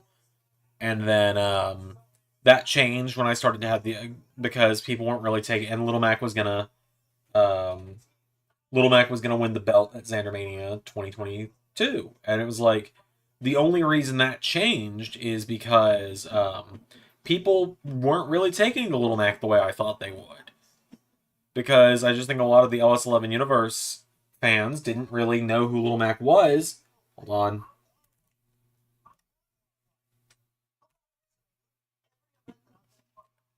Also, Logan Paul's going to have a SmackDown match. I just realized this.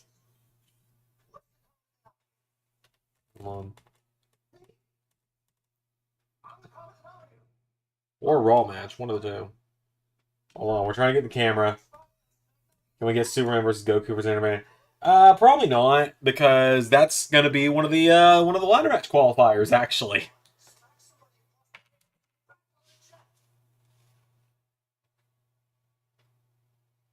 I swear to God, if it's Lashley that he's facing.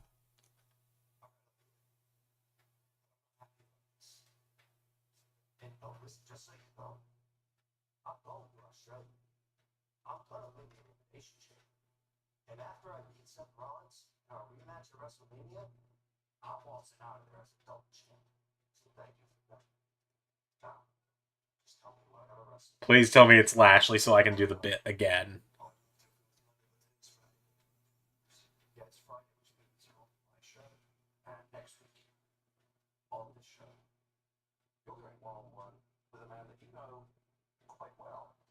A superstar. The most must-see superstar. Ah, Logan Paul and Miz. But yep, Superman Goku, that'll be one of the qualifiers that we do on Monday. Because next week during watch-along streams and stuff, we're going to be doing a couple of these. I was kind of hoping they were going to do Logan and Lashley so that I could do the I'm not saying bit again, but you know.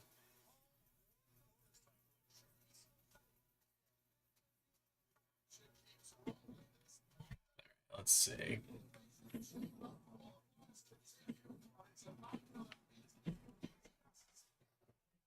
But yeah, okay, so it's Lashley and Reed on Monday, and it's LA Knight and Ivar. So it's probably LA Knight and Bronson Reed going to the chamber, and then it's probably Logan and I'm gonna say Dom. I think they're gonna have Dom cheat to beat Owens somehow. I don't know how they'll pull it off, but I do think it happens.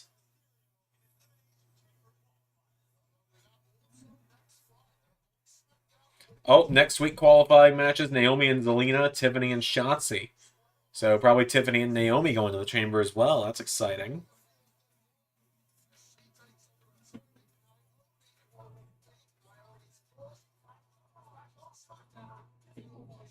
Okay, so PR asks, who do I think should have been used better in ARW? There's a lot of names I would say. Little Mac's one of them.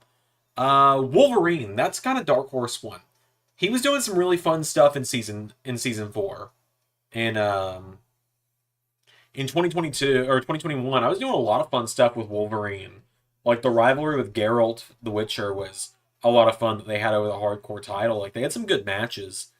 And I think the reason I didn't use Wolverine as much as I wanted to is genuinely because I was worried people were going to get Marvel fatigue with ARW, and we're going to be like, well, there's too many Marvel characters all the time, you know? And I kind of got that idea, and I understood that if people had started to feel that way, but it didn't really happen. But yeah, JT asks, thoughts on Rainbow Mika? I don't know who that is or what that is.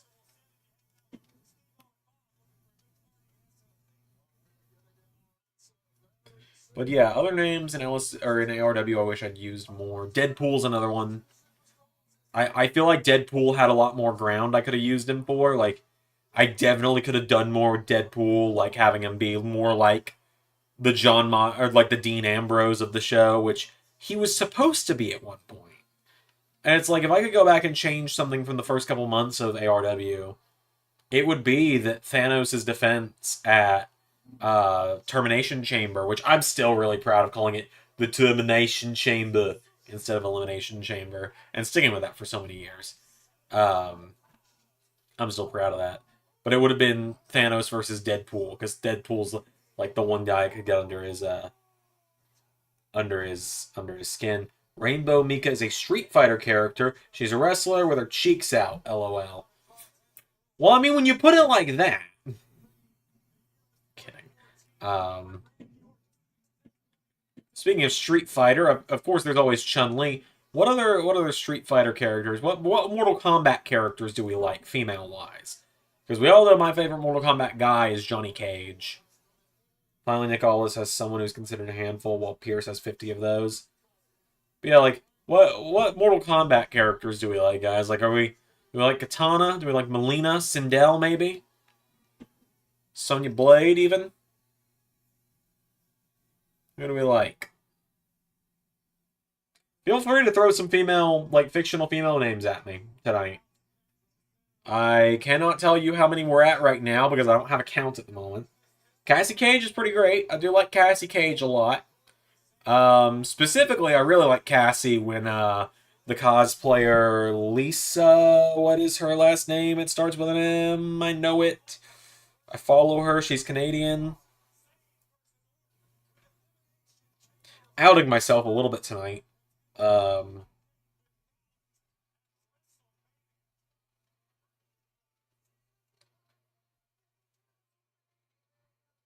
Lisa Mansoner? Mansoner? Maybe? Yeah, she does a really good Cassie Cage cosplay.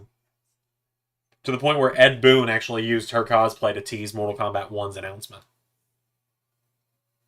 I appreciate a good cosplay, what can I say? Guys and girls. So I feel like question never gets asked, but I feel like some people might think it with the bits I do with guys like Keith Lee and stuff. I am straight. So let me put it this way. Let me explain my romantic preference to people in a way I think people understand. I am 100% straight. I do not have any romantic interest in guys. However, I am not afraid to admit when I think a guy looks good. Like Keith Lee, I think is extremely good looking.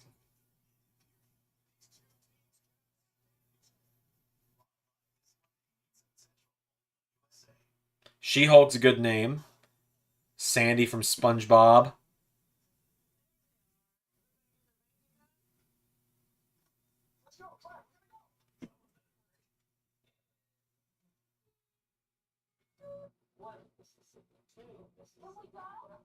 Oh, no, sorry. You see, I get discounts for my safe driving with Snapshot from Progressive. You should see my savings. They're nuts. It's all about stories with Bill Wheelie. No, I'm a Wheelman. It's family name on my mother's side. Irish. People were questioning if I was straight on it. I have had people question it before. I've had people ask if I was bi, which I'm not. I don't have any problem with people that are bi. I've got friends that are. I won't like name drop because I don't know if they want that said online or not. But yeah, there have been people who have asked before. I don't mind people asking.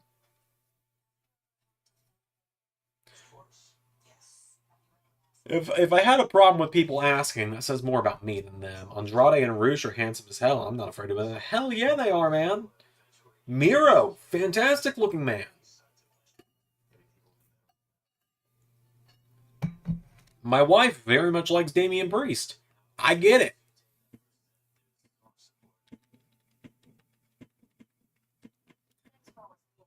I absolutely get it.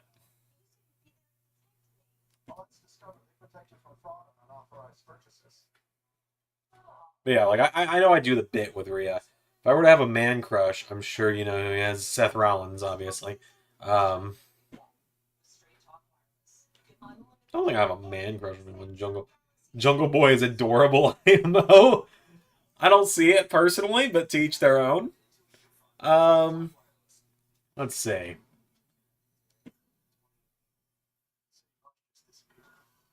Good lord.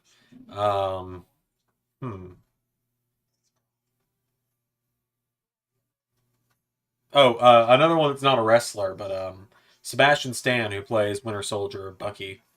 That is my number one man crush that I have. I just think that man is beautiful.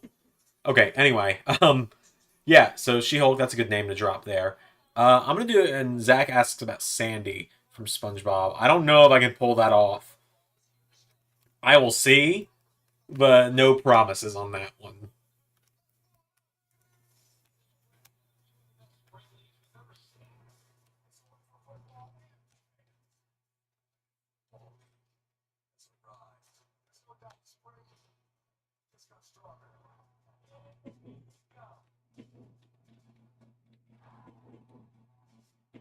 I have no idea how many downloaded characters I'm at this point for the Rumble.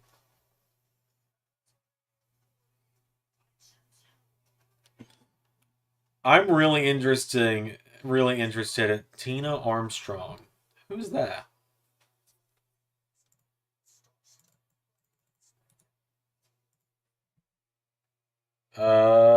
Movie character from Pro Wrestler from the Dead or Alive series. Okay, yeah, that's not a bad idea.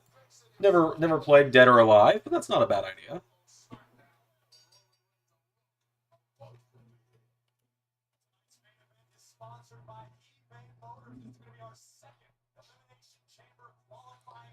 I'm not sure who's winning this one, Sammy or Randy. I feel like Sammy makes sense more than Randy does, but at the same time, Wanda from Fairly Odd Parents.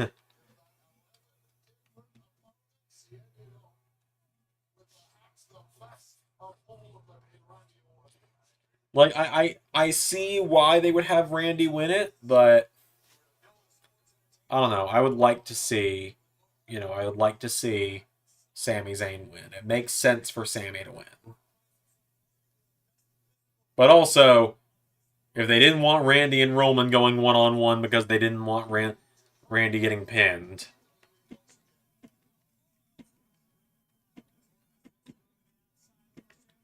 then I don't think they're going to want Sami to pin him either.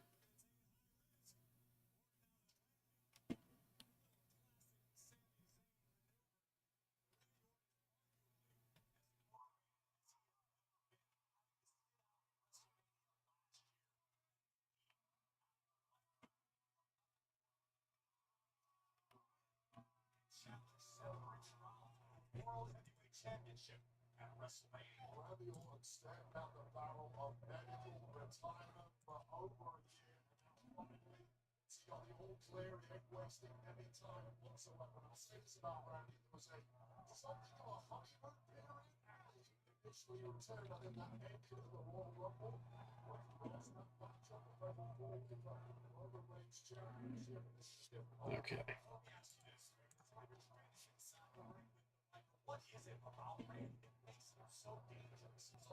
Who won't win Mr. Survivor Series? Do I agree? I mean, I don't. I don't think I've seen enough of Randy's Survivor Series past to really give you an answer to that one, Zach. Because let me give you my Randy Orton Survivor Series history I have seen. I have seen in 2012 where Dolph Ziggler eliminated him by beating him with a super kick. I have seen 2013 where he had an abysmal match with Big Show. He was not there in 2014. He was not there in 2015. He was in the elimination match in 2016 where I believe he got disqualified. 2017 was the year that he got squashed by Braun Strowman. 2018, I cannot tell you what he was doing in 2018. I think he was in the Raw vs. SmackDown match again. And I believe that was the year that... Or was 2017 the year that... Yeah, 2017 was the year that Braun Strowman beat him. Was at Survivor Series on Team Raw. And, just wiped out everyone. 2018, Randy was probably on Team SmackDown again, if he was even there. I'm trying to think of what happened in 2018. Yeah, I vaguely remember him being there in 2018. 2019, he was on Team Raw again. 2020, he was not on the show, right? Because he had lost the title to Drew. 2021, it was RK Bro against the Usos. And then he wasn't there in 2022, and he was in War Games in 2023. Because he won Soul Survivor 3 years in a row. I don't really care about that, quite honestly.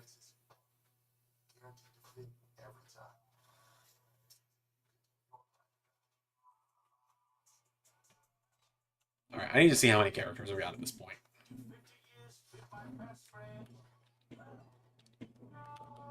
Okay. One. Hold on.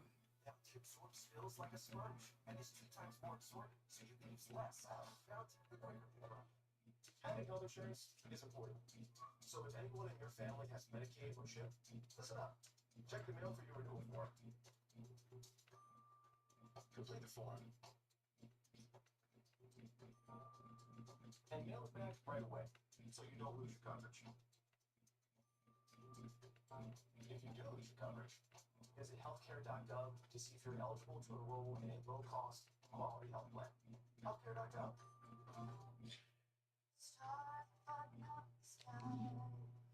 Hold on. I gotta count it again.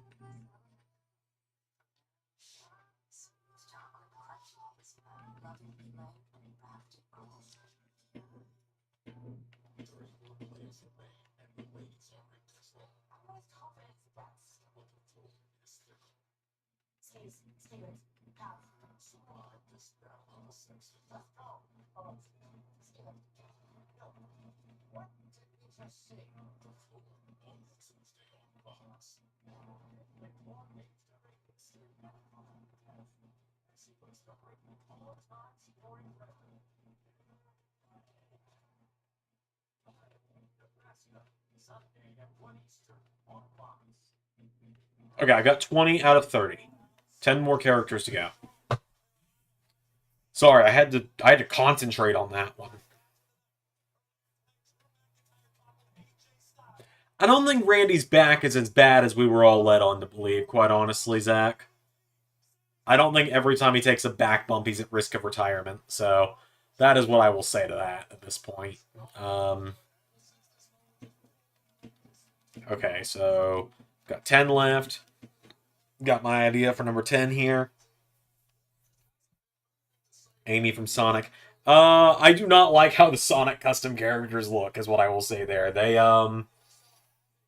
They frighten me. They frighten me, how the Sonic characters look.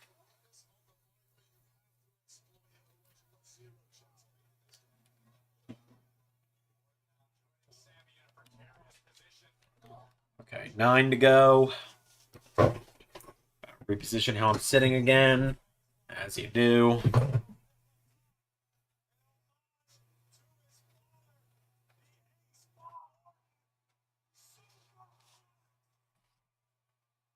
Princess Peach, may already have her, can't confirm or deny.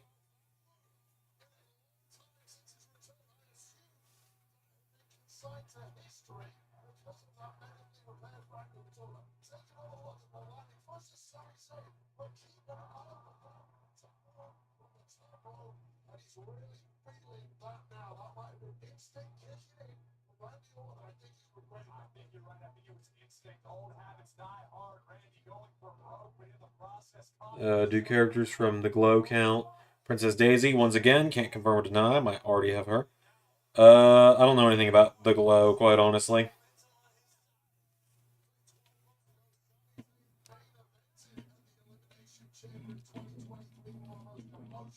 Okay, 9 to go.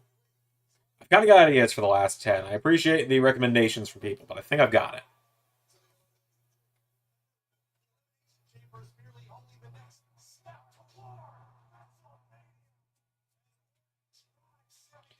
Hey, Seth, that's how you sell back, bud. Just so you know. That's how you sell your back.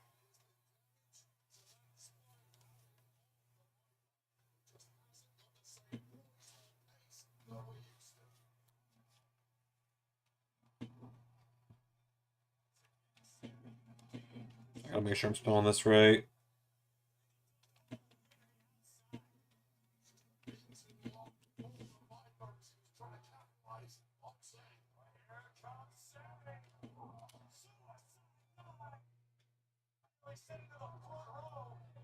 Corey Graves has done such a good job since becoming the play-by-play guy, by the way. Like, he's done such a good job.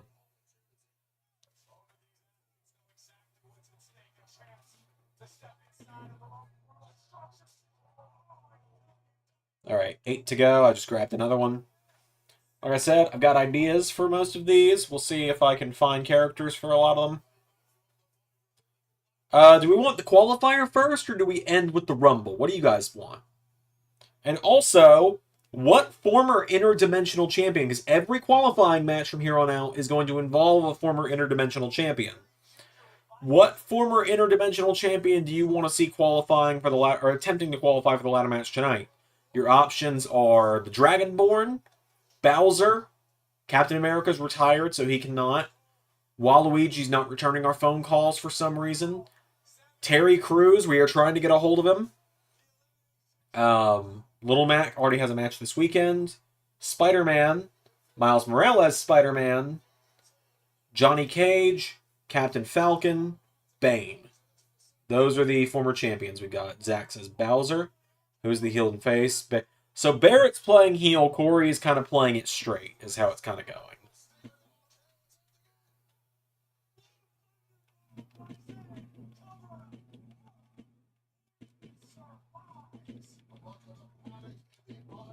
Kind of seems how it's going, at least.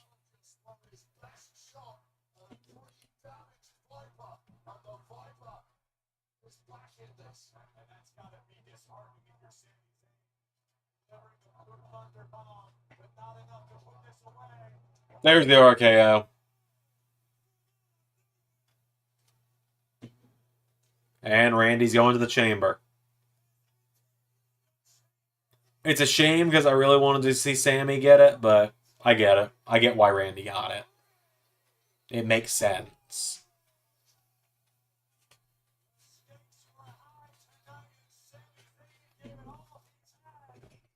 Miles Morales. Zach says Bane versus Bowser.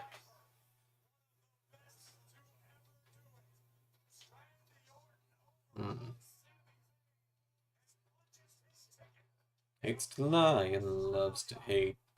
So now the fun part is we just kind of chat for a little while I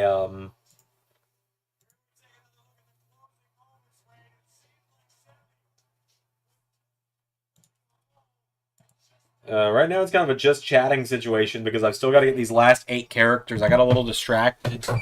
But hey, we got Drew McIntyre and Randy Orton qualified, and on Monday we'll probably see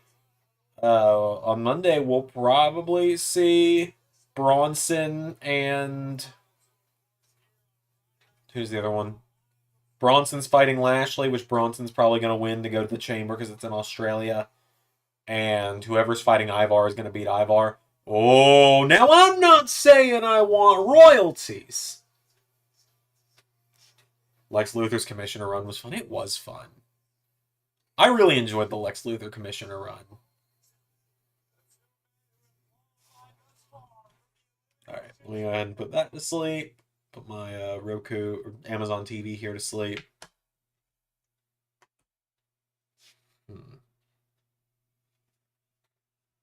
Okay, I'm kind of just, it's funny, I'm just kind of looking around the room at this point to see if I've got any ideas.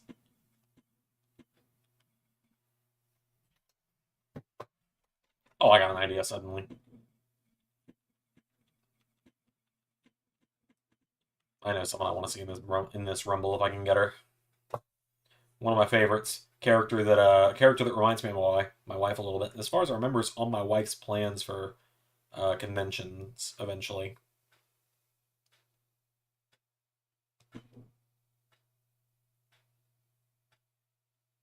Not terrible. Okay, I'm gonna pull up the ARW win-loss records and see if that gives me any ideas real quick. Because like I said, I've got ideas, I just need to essentially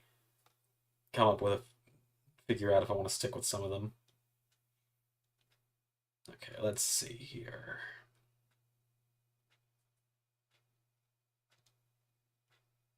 I need to eventually add ARW to the website. I plan to eventually. Like, legit, I plan to eventually. It's just gonna be a lot of work is the main thing. It's gonna take a while. And also, I look through this list and I'm like, God, this is a lot, and I mean this is a lot of Marvel characters.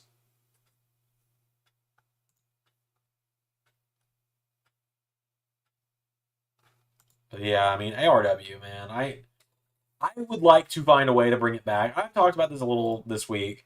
If TNA just kind of goes down the drain, feel this year with Scott D'Amore being fired and all that, I will heavily consider bringing back ARW instead, because I had so much fun with that, and I think I think alternating week to week, where it's LSWF, ARW, LSWF, ARW each week, I feel like that's something I would have a lot of fun with, because it would be fresh stuff every week for me.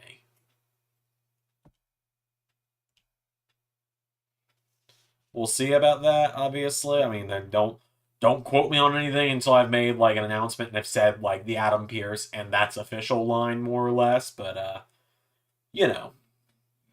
Okay, so 7 to go. If I can get this person, if I can get this woman, it'll be 6. You know what we're gonna do? You know what we're gonna do to give you guys something to watch while we do this? We're gonna put on an old ARW Rumble. Because Rumbles are awesome. Rumbles will never not be fun. We're gonna put on like the ARW 2022. We're gonna put on the best ARW Rumble. Now that's a very controversial question though. Which one's the best ARW Rumble? Is it one of the early ARW Rumbles? Is it the 2020 Rumble? Is it the 2021 Rumble? Is it the 2022 Rumble that was for the gold? I don't know. What do you guys think? Let's see what you guys think, and then we'll decide. Do you want the 2020 Rumble, which is the one that I think might be the best one, actually. I think that might be the one we go with, actually. I think we're going to go 2020. Forget everyone else's opinions. I think we're going 2020.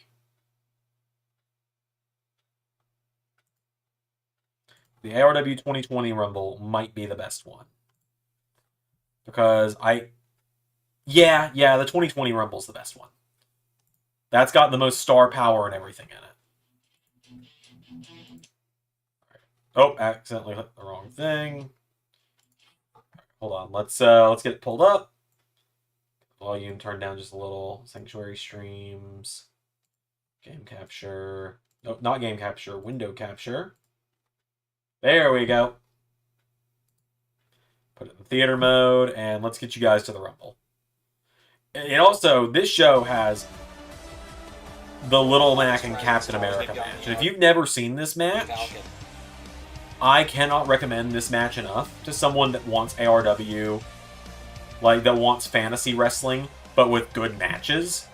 Because my god, this match fucking rules. Both of them will go as like it's a 2 out of 3 falls match, and it goes for like it starts at the 54 minute mark, and it goes for over 20 minutes. Like, these guys go for over 20 minutes, and this is what the champion looks like. There is not a doubt in my mind that we just witnessed a future. There's blood coming off of his face in the end here. Bleeding like a stuck pig. But here we go. Let's start the ARW. ZanderMania This is for the ARW heavyweight. This is how I'm gonna let you guys kind of chill while I do this. Well, all right then. Also, the old mic How sucked. about that for a number 1?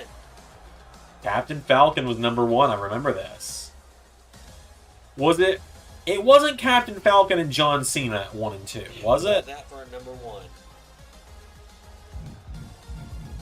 That doesn't feel right, but it could be.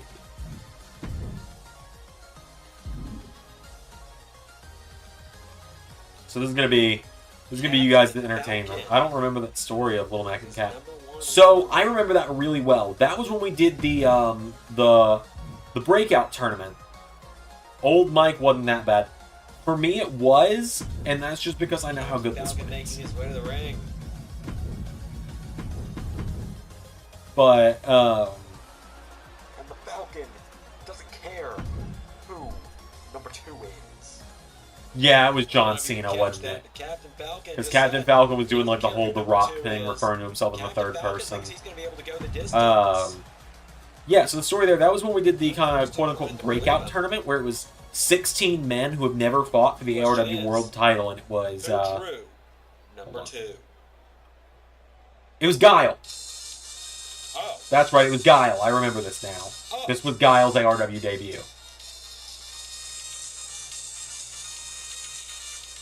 Oh. God, Guile was always I know fun. this song. And this was kind of an inside joke as well, like the Guile thing. But yeah, the tournament it was 16 people who had never fought for the RW World title. It was Mario, Luigi, Kratos, Thor, Little Mac, myself, Eggman, I don't remember who all was in it, but it was a lot of people. And the final came down to Kratos versus Little Mac.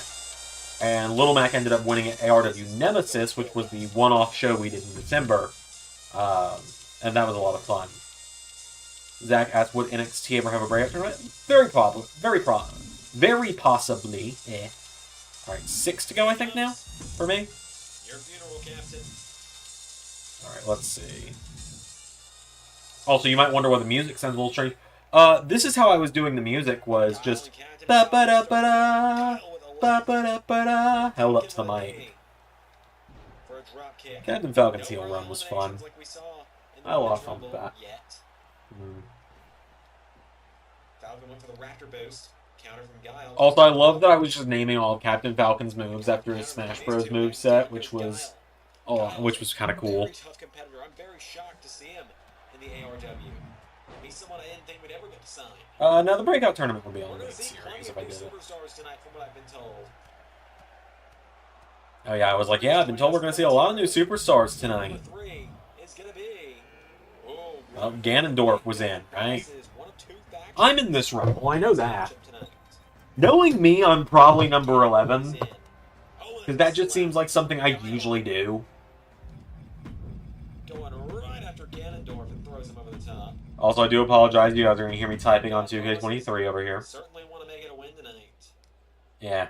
The Falcon heel run was fun. He was face again later that year when he formed the Odd Couple team with Johnny Cage, and I think they kind of became like douchebag good guys later in the year, and then cheated to win the tag titles. Hold the phone. That's right. Doc Lewis entered because Little Mac couldn't. I remember this. Trainer of Little Man. He's in the ARW Rumble. I remember this. I remember Doc Lewis entering. That was hilarious. Doc Lewis is in the Rumble. Well, I suppose this slot may have been filled. I remember Doc Lewis entering the Rumble. I would wager that it was probably filled by Little Mac at one point.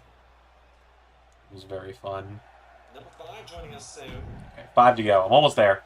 But this is where we're gonna sit through this Rumble, because this Rumble was fucking great.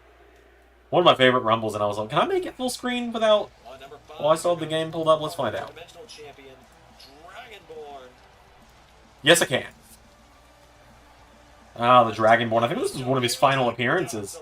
And Doc was, of course, the first one eliminated, because that makes Lewis sense. is gone. That's unfortunate. Okay, And Dragonborn is in the ring now. okay, so I still got 5 left. I'm just kind of reminding myself that. Number 6 will be joining us momentarily. Who's going to be number 6? And of course, Glass Joe. Well, sure. Hello, my name is Glass Joe. I'm the toughest French boxer that you're ever gonna know. I took a TKO and drink a fine Bordeaux, fighting all my opponents like Boston. I fight next week for the champion belt. Mr. Sandman is tough, and I'm having a little help, so I hired Doc. He once trained in Elf, named Little Max, and now I believe in myself. Hi, I'm Doc. This bitch is gonna die. His overall record stands at 1-99. He's been hit in the head 75 too many times, and now he wants to fight Sandman. Dear God, why? Oh, man. Guile going after Captain Falcon. Let's see. Probably not as funny as when you and Ray entered Season 2's Rumble. That was a pretty funny moment. Beards of War was a very fun team. They were my wife's favorite team. Oh, Deadpool came in. Glass Joe, his run in ARW. I noticed that with the women's rumble as well. It seemed like the entrances went by really fast. The ARW, not really weird. The Glass Joe story in ARW was a lot of fun. His losing streak that ultimately ended with him and Gabby J winning the tag titles. Honestly, I think had I not found that Gabby J created character and done the tag team, it probably would have ended with Glass Joe winning the interdimensional title. I was trying to get him to 0-99 and have him break the record at 1. Like, at 100. Is that how long your feud with Jinder has been going on, the Season 2 Rumble? It's been going on since before Mania Season 1, because that's where I, Oh yeah, Captain Falcon kind of got unceremoniously eliminated. That's right. Bowser came in. But, yeah, no. My feud with Jinder has been going since Season 1 when if you watch, like, one of the final Raws on the road to WrestleMania, I'm like, and give Jinder the jobber entrance because he's Jinder fucking Mahal. I think it's actually the Raw after Elimination Chamber where Undertaker shows up. I think that's the show it happens. There's 2 out of 4 big bad bosses in the ring now. Okay, let's see. 5 to go. Guile, well, speaking of in trouble, Guile, well, at number 9, Sub-Zero of the Deadly Alliance is in. Oh yeah, the Deadly Alliance. Captain Falcon with, Of course, we could see some infighting like we did between Cassandra and Evie Fry. I mean, we already see it now, unless Bowser's just picking Ganondorf up to help him. No, it's every man for himself. Big Bad Boss is included. And Glass Joe is eliminated. That is unfortunate as well. Let's pull back up. But yeah, that's when the Jinder feud really started. Is Bowser going to eliminate Ganondorf here? But yeah, Deadly Alliance of Falcon, Scorpion, Sub-Zero, and Bald Bull. Which Bald Bull felt so out of place, but at one point it was Incineroar, so never forget that. So Keith Lee and Chris Danger's team, that's interesting. Yeah, that's going to be kind of fun. Deadly Alliance versus Big Bad Boss is fun. Yeah, all that, and then suddenly, Big Bad Bosses broke up anyway. Here comes Bald Bull. Bald Bull takes no prisoners. Except, of course, no one's going to get that Game Grumps reference. I have a theory I'm going to express here, and if it comes true, Didn't Jinder also face Carnal? Yeah, Jinder faced Carnal at the first ever LSWF show, Bayside Beatdown 2022. Alright, 4 to go. Down to 4. Bulls locking horns there that I never thought I wanted to see. Never knew I wanted to see, might be the better term. And Sub-Zero with an uppercut to Guile. Ganondorf with a chop to Bowser. Oh, I just remembered someone that's an obvious pick for me that I cannot believe I hadn't grabbed yet, so that'll help me out big time. And at number 11. Well, fitting number. Yeah, of course, my pretentious ass was number 11. I'm using my old Too Many Xanders theme at the time as well. And there goes the Dragon Ball. The world is not ready for what happens when ARW Xander meets LSWF Xander. Giovanni was pretty much like, well, fuck you guys, I don't really need you. His world title run was great. His world title run was great. Like, a lot of people couldn't stand him as champion, but that was the point. And I think that made it great. His world title run was great. The Big Bad Boss's 5-way is one of the most fun matches I've ever done. Okay, here we go. Yep. This isn't good. Oh, the Zander and Sephiroth feud. Well, Bull's been eliminated by Ganondorf. And Zander and Sephiroth. Never forget the endless fucking feud of Zander and Sephiroth. Also, why was Sephiroth so pale in LSWF? Oh, very, very close there. Why was Sephiroth so pale? There's back Guile dangling on the bottom rope. Would ZC Enterprises Xander ever team up with Sephiroth? I don't know, and it's weird. It's like, I don't know which of us would be heel and face nowadays. Because LSWF Xander is current me, and I ended LSWF as a good guy in the end. Like, I turned face, I kind of redeemed myself.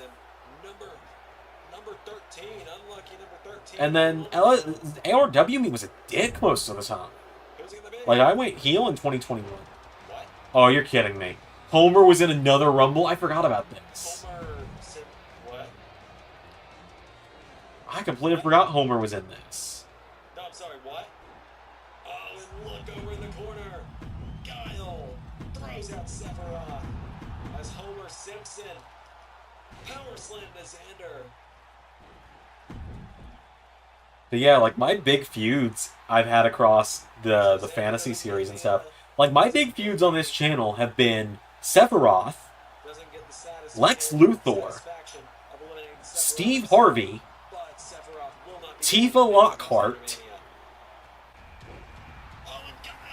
Homelander, and then Jinder Mahal. I don't know if I would say it was Rollins and Drew from the main series by any means of Never Ending. Like, it ended eventually. That being said, if we ever lock eyes again, it's on fucking sight. Like, just so everyone knows, if, you know, with this ARW relaunch and LSWF relaunch, if Seppi and I ever lock eyes again, it's on fucking sight. Like, will not hesitate. Just scare people with the possibility that could happen again. We're just under halfway through the match. I think I only have 3 or 2 left. I don't know exactly how many I have left. I've lost count. And I don't want to go count because I'm close. I'll just grab 3, and if I only use 2 of them, so be it. Never forget Ultra Instinct Shaggy as part of ARW. That's another guy who never held a belt that should have. And Shaggy, look at the strength of Shaggy. Picks up Ganondorf and throws him into the ropes. I think on these streams we are going to do some more like retrospective style stuff with ARW. Spider-Man, oh, Sub-Zero's Even several of the Hangman and Swerving are. There you go. That's probably the better comparison. Yeah. Spider-Man puts Homer Simpson against the ropes. Here comes It's a very good comparison, 16, actually. halfway through the Rumble now. Homer Simpson. He hangs on. Here comes Terry. There he is, Terry Crews. I got to kind of talk over his entrance because that's the power of music is copyrighted. I did not know that at the time. It kind of sucks how copyrighted it is, but you know, I can talk over it. I'm a smart guy, I think. All right, I think I have 2 characters left to download at this point. We're almost there. Okay, he's coming through. I love Terry Crews' attire, by the way. His attire in this is so damn good. Drills him with a neck breaker. Terry Crews.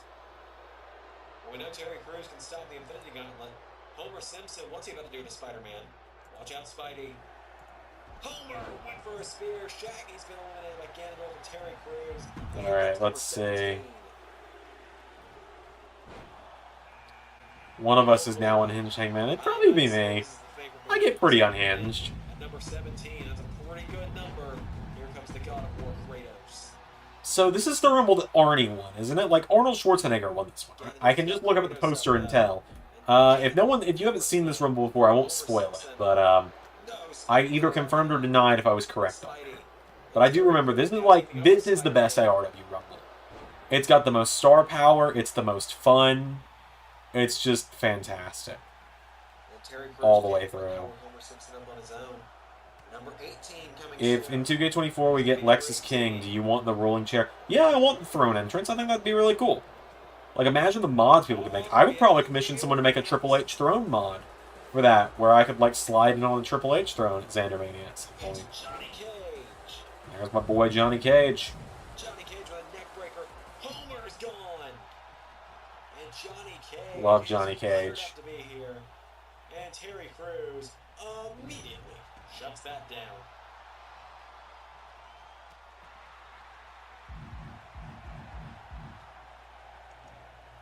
And now Kratos looking to finally. Kratos is probably still the best ARW champion we've ever had. Like, I love Cornel, he's a good guy and all, but can we watch the RW Rumble with the championship on the line after this? Oh, I put Cena at the number he won the 2013 Rumble from. Yeah, we can watch that tonight. Why not? Fucking why not? Nothing's off limits tonight. Look at this face-off. There's some interesting stories with that one as well. So yeah, we can talk about that one and watch it. I've almost got everything together for the ARW Rumble tonight, though. Like the new Rumble for tonight. I've only got, I think, 2 characters left to download. I just need to figure out who they're gonna be. Also, idea, while I've got you all here, do you hope we get the option to have Rumbles for championships again? Oh, absolutely. I think that'd be awesome, viral rap battles. Theory proven. I was gonna say, there are 4 members of Big Bad Bosses. It's obvious who's in charge. I guarantee you, Giovanni. Okay, Draw the latest number out of all 4 Big Bad Bosses. Sephiroth is a close second after credits. Sephiroth's reign should have been a lot better than it was. It was obviously a transitional reign onto me, but while I've got you all here, I was originally going to have LSWF have its Trios belts and ARW get Trios belts. I think there's something that fits ARW a little better. If you were around for ARW in early 2021, you will remember the Mixed Match Challenge. I think ARW should get mixed tag belts this year. I think, and yep, it was the Jim Carrey Eggman because the Sonic movie was coming out and I was super excited about it. And now 4 years later, Sonic 3 is coming out and I'm super fucking excited. But yeah, I think ARW's relaunch should get mixed tag belts. 1 character left. Okay, let's see. 1 more character for the ARW Women's Rumble that'll get the winner a shot at ZanderMania. Oh. Easy. This is the easiest choice I've made all day. I don't know how I didn't think of this woman first.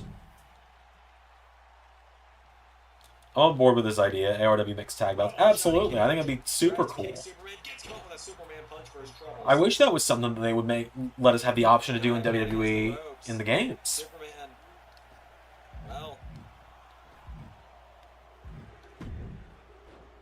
Joker and Harley Quinn mixed tag champs. I haven't watched ARW and LSW before. I'm fairly new. So, Viral Rap Battles, give you an update on that. Those are some old series from the channel. Those are like early days of the channel. ARW's early days of the channel series. That's actually how the channel got started, was as ARW, not LS11. And so to give you kind of the rundown of that, ARW is it's exactly what you think. It's fantasy wrestling. It is fantasy wrestling. It is like, as you can see, Superman, Wario, Johnny Cage, Kratos, Dr. Eggman. Fantasy characters. LSWF was for fan characters, and ARW ended because it wasn't popular enough, and I wanted to do Impact instead. LSWF ended because, quite honestly, I couldn't deal with all the drama coming from doing it. If I do LSWF again, it'll be a lot more tame, and I'll be putting my foot down a lot more with it this time. I think I've got all 30 people. But yeah, Joker and Harley Quinn mixed tag champs. So I don't really like Joker and Harley. It's a very abusive relationship. Joker and Punchline I prefer. Because I like Harley with Ivy more. Who the fuck would team with Sephiroth if he were to go for those belts? I'd say Tifa, but I'm pretty sure she hates it. It's a good question. The best LSWF match was Homelander versus Superman. That never happened, Zach. Homelander versus Superman never happened. Has Shrek ever appeared in either LSWF or ARW? So I almost put Shrek in the Rumble the other day. I did almost put Shrek in the Rumble the other day. It's yet to happen, but it is not a no. Like, it's not a it will never happen. It is a it'll probably happen eventually. I mean, Homer Simpson won the Rumble the other day, so... Also, we need to get the former interdimensional champion for a qualifying match. Oh, you know what? I know exactly what qualifying match we're doing for tonight. Homelander for ARW. I mean, he was in that Rumble the other day. I think we're on to something, Pierre. I know exactly what the qualifying match for the ladder match is going to be tonight. At number 25, Robbie Rotten is in the Rumble. Ah, Robbie Rotten. May Stephen Carl Stephenson rest in peace. Robbie Rotten. Justice for Shrek, his finisher should be the Swamp Handle Slam. That's fucking brilliant. Or I was thinking Captain America. I think I meant Captain America. Yeah, that was a good match. Although, Zach, I will definitely not say that was the best LSWF match. I think myself and Hanzo at ZanderMania was the best LSWF match. You have got to be kidding me. Alright. I've got it set up. I know what the first match of the night is going to be. Ah, Love Muffin, the League of Villainous Evildoers maniacally united for frightening investments and naughtiness. Great faction. We're going to finish this out. We're going to watch the whole thing.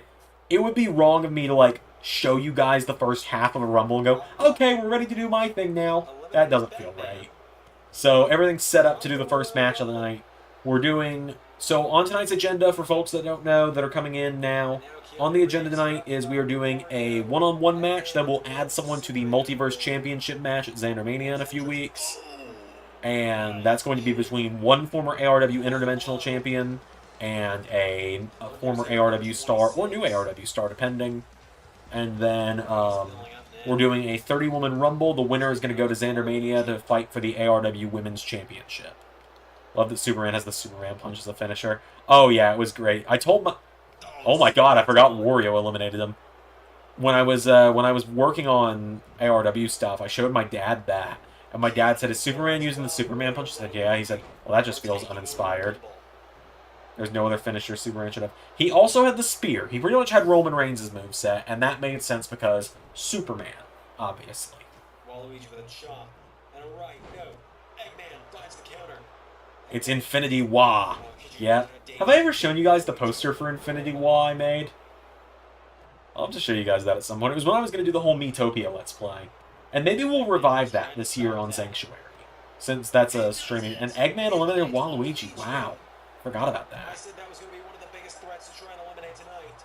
As Wario. So, I will tell you guys at the end here. Was this one where Jason got eliminated? No, that's the next year. That's 2021. Scorpion. That's the following year. So we had Eggman, we had Wario, we had Scorpion. Pretty sure that there's a move that Superman does that he calls the Superman punch. Is it not just Superman punching? Royal Rumble left. So 3 people left. I know who one of them is, because one of them is who wins. Spoilers, Wario, Scorpion, Eggman didn't win the Rumble. Giovanni's one of the people now. Like, is Giovanni next? We had 3 people left. I know who 2 of them are. Is one of them Giovanni? This one's Giovanni, right? Yep, there he is. Giovanni was one of the fucking best characters in ARW, man. I had so much fun booking Giovanni. He was just such a dick. Jason Voorhees versus Michael Myers. Maybe one day. You never know. I'm not a big horror movie guy. Jason is my favorite horror movie character. Like, horror villain. And that's just because of the Friday the 13th games. My heart can't handle scary movies, as weird as that might sound for me being 23 and in decent shape. My mental state is probably the better thing. Oh, and then Iron Man was 29. That makes sense, yeah. But yeah, no, like, mentally, I couldn't handle scary movies. They fuck me up for a few days. The only scary movie I've been able to handle in the last probably 15 years, since I started watching them as a kid, has been Five Nights at Freddy's, and that's just because I love that game series. So, yeah, right. So, in the end, it was Iron Man in here as well. I remember this now. Going into this Rumble, I had 5 names written down that could win it. And those were Iron Man, because rematch from Bayside Beatdown 2020 or 2019. Arnold, because he was a big name. Giovanni, faction leader. Me, and Sephiroth. The idea was that if either I or Sephiroth won the Rumble somehow, it would be Captain America versus Zander versus Sephiroth as the main event of ZanderMania. When I signed SpongeBob and Patrick as a tag team, yeah, I would probably be willing to do that. I'd probably be willing to put the Krusty Crushers in ARW. So Vital Rap Battles, to give you kind of idea there, ARW is pretty much where all of the fantasy characters go. LSWF is like the, oh, Zander, I submitted my character. That's where they go. So LSWF is for fan characters, ARW is for fantasy characters. I was in ARW because my ego is is bigger than my head. And Cornell is there because Cornell started as a fantasy. Cornell is technically a fantasy character, and also LSWF wasn't around. But yeah, I was honestly perfectly fine with any of these guys winning. Loved that Giovanni just wrestled in a suit. Yeah, that was fantastic. Giovanni, like I said, probably the most underrated ARW champion. Like, you had Thanos, really solid first champ. Superman, amazing babyface champion. Captain Falcon, shocking heel turn, one of the best champions we ever had. Captain America, the best champion we ever, second best champion we ever had. Arnie, decent. I love Arnold, but decent at best. Sephiroth, underrated as hell. Me, let's not talk about it. Giovanni, the most underrated because of how good of a heel champion he was. Back to Captain America. Kratos, by far, that's why he's the greatest. That's why he's the GOAT. Peter Parker, Spider-Man, pretty damn good. Fantastic story leading up to it. Tony Stark, transitional champion, did it just to get the briefcase off of him since ARW was going to end. But it was fun nonetheless. Back onto Spider-Man, pretty good. Kind of wish it had been one solid reign. And then, of course, Carnold. Carl was his Shaq is the how can the underdog beat the giant. Oh, yeah, and it's going to be really fun. Thinks he can eliminate Terminator. Oh, and Giovanni just leaves Iron Man. Yeah, Giovanni's someone who will 100% return in the ARW relaunch we're kind of doing. And the ARW relaunch is going to be done a lot more like this. Like, a lot more live stream stuff. More so than weekly content. Like, and that's just because it'll be a little easier. And also, we got a new social media series we're working on. And I'm not going to go too in-depth on it, but WWE announced their WWE Speed last night. For those that saw that. So Ray and I discussed this today. We are going to try... Soon, we are going to be trying LS11 Universe Flash Fury, which is going to be our version of WWE Speed, but it's going to involve all of our shows.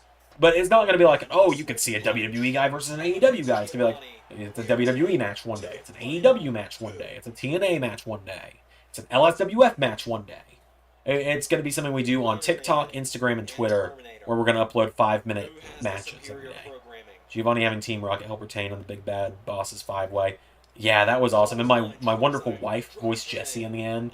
And of course I voiced James, because we all know James is my favorite.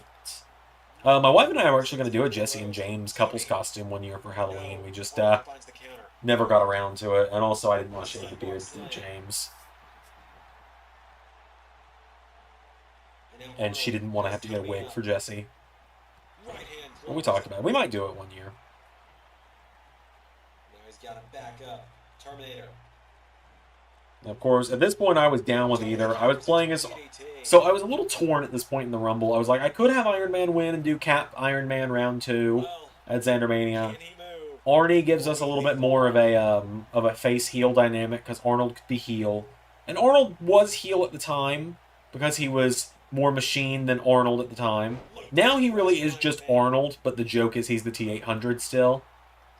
And so I think I was also like, and I'm also playing as Iron Man, so people are just going to call it that Iron Man's going to win because I'm playing as him. I don't remember the exact deal there, but that sounds right. Either way, it was a solid final 2 of the Rumble here. I was going to say, I feel like at some point you're going to see the reversal prompts and stuff vanish, because I think at some point I eventually was like, alright, I'm just going to let the game figure it out for itself. And turned off, or not turned off my controller, but stopped playing. I would stop playing as Iron Man. Viral Rat Battle says, I feel like Mr. Krabs would be the Krusty Crusher's manager like he was on the show. Oh, yeah, for sure. For sure.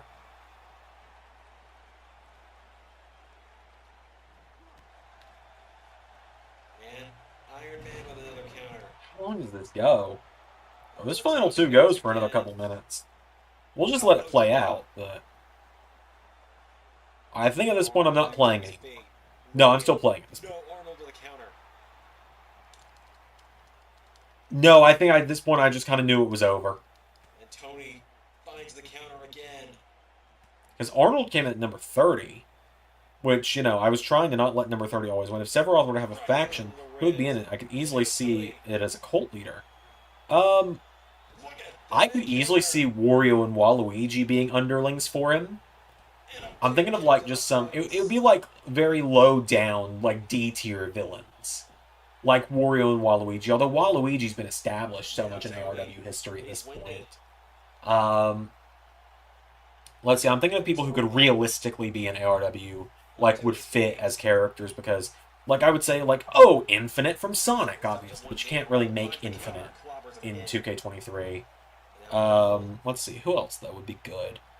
With Tony up and uppercut. Sephiroth would totally recruit Megamind, who wouldn't even know why he's there. Terminator. Man, I thought I'll never see the day that Corbin recovered from his Constable days from being over now. Yep, and here we go. Here's where Arnold won. And Mr. Krabs is too old to wrestle. He's like 82 or something, yeah. over.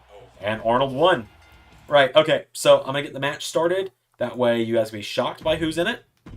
But we are about to start the match that will, got a good one. The Winter Soldier Bucky Barnes. That's a pretty good one. Like a brainwashed Bucky. That's pretty good, yeah. Okay.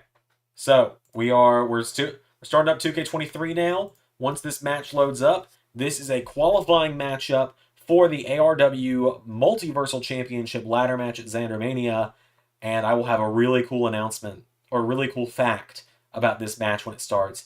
It is an old school throwdown between two of the greatest rivals in gaming history. And folks, this match is a rematch from the main event of ARW Season 1, Episode 1. If you weren't around for that, which pretty much none of you were, because it was on Twitch, not YouTube at the time, then you have no idea what you're about to see. Unless you've gone back and watched it, which you probably haven't. But here we go. Oh, right, this is, screen's a little wrong size because of Sonic. Out first.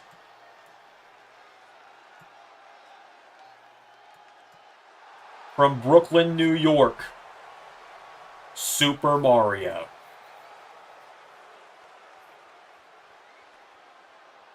Mario walked into the Rumble #1 on Monday night when we did that 30-man Rumble. Failed to qualify for the Multiversal ladder match at ZanderMania. He gets one more shot tonight. As I said, this is a rematch from the first ARW episode, all the way back on January the, something of 2019. January something 2019. Hold on and I can give you a definitive date on that. The first episode of ARW aired on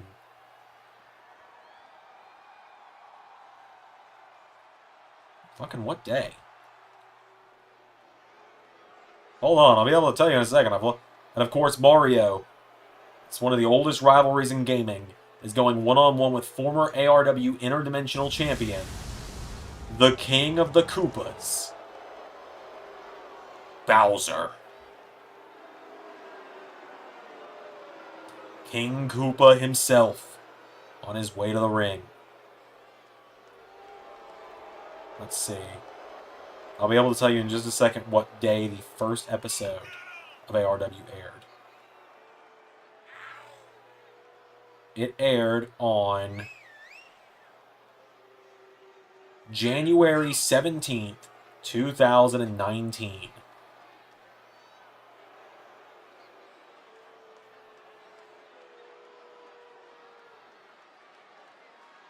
And ARW's announcement date was January 7th, 2019. So, yep, Mario and Bowser. Bowser looks menacing. He looks so much more menacing than he did in 2K19. Where, as my wife put it, he was just a guy in a fursuit. Let's-a go. It's on. Bowser and Mario. And Bowser just shoves him down. Mario comes in, though, and Jumpman with a springboard forearm to Bowser. Mario with a drop kick now. The King of the Koopas goes down. Mario now locks back up, and Bowser grabs him. Off the ropes goes Mario, and Bowser power slams him. Bowser with a right hook has got Mario down now, and Bowser pulling him back in for a neck breaker. Mario's starting to get back up. Bowser with a chop, though, and Bowser grabs him by the head and headbutts him. It is all Bowser right now. Mario's got to figure out what the hell to do. Headbutt from Super Mario. Mario back in the ring now, and Mario. Here we go, Mario. Coming around ringside. Knee strike to Bowser, and Mario's caught. Bowser's got him, and Bowser with Mario. He's got him in a suplex position. Bowser, no. Mario out of the way. Chop block from Bowser. Can we also appreciate the one-to-one recreation of the ARW arena? Like, even down to the old even down to this LS11 logo being on the apron instead of the new one. Bowser. Mario's caught him. Another headbutt from Super Mario. Mario and Bowser back in the ring now, covered by Mario. For the one, Bowser kicks out. It's almost crazy to think that it would be considered an upset now if Mario beat Bowser. Bowser was one of the most dominant forces in ARW to never win the ARW title. He fought for it on the first ARW pay-per-view. Termination Chamber 2019, Bowser and Thanos had a match on the show. It was an incredible, hard-hitting match, and Bowser just slapped Mario.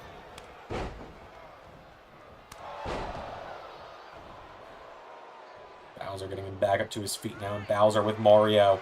Oh my god, Bowser. Jackknife powerbomb. 1, 2. Mario kicked out. Bowser getting him up again now, and Bowser. He's got Mario turn around. Mario counters Mario. Spear! Mario spears Bowser. 1, 2. No!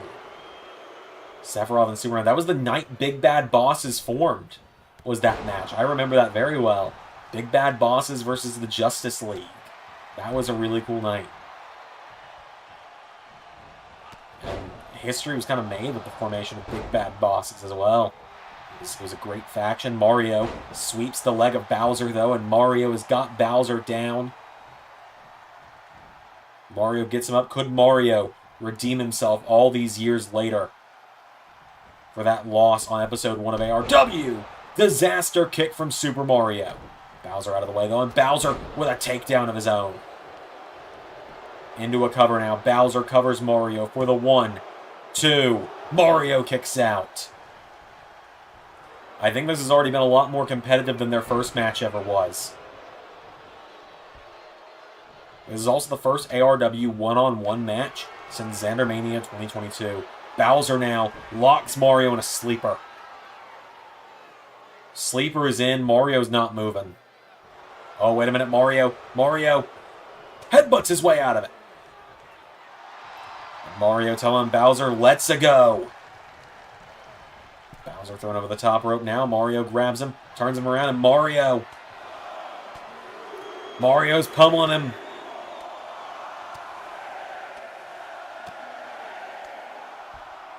Mario pummels Bowser, who falls to the floor. Mario following Bowser to the outside now. Bowser's got him up, and Bowser slams him into the ring apron. Mario's down. Bowser getting him back up now, and Bowser with Mario kicks him in the ribs. Mario grabbed by Bowser. Back into the ring. With a count of 3 now. Bowser now. Oh my god, Bowser into a crossface. And look at the torque on Mario right now from the King of the Koopas. Mario, though, rolls it back through, and like a turtle on his shell, Bowser falls. Whoa! Bowser went for a massive drop kick. Mario got him back to his feet, though. Mario! Look at the strength of Mario! Mario! With the feast your eyes! Mario now dragging Bowser away from the ropes, and Mario! No way. 1, 2. No! Bowser kicks out again. Bowser has stayed in it. And Mario forearm strikes, knocking him into the ropes. Mario with Bowser in the ropes. Mario off the ropes goes Bowser. Massive gut punch from Mario. Grabs Bowser into massive clothesline. Bowser turned over now. Bowser caught with the knee strike from Mario. Mario could avenge that loss from 4 years ago, but Bowser, I think, is going to make sure that doesn't happen. Bowser's got him up. Bowser's got him down. 1, 2, no!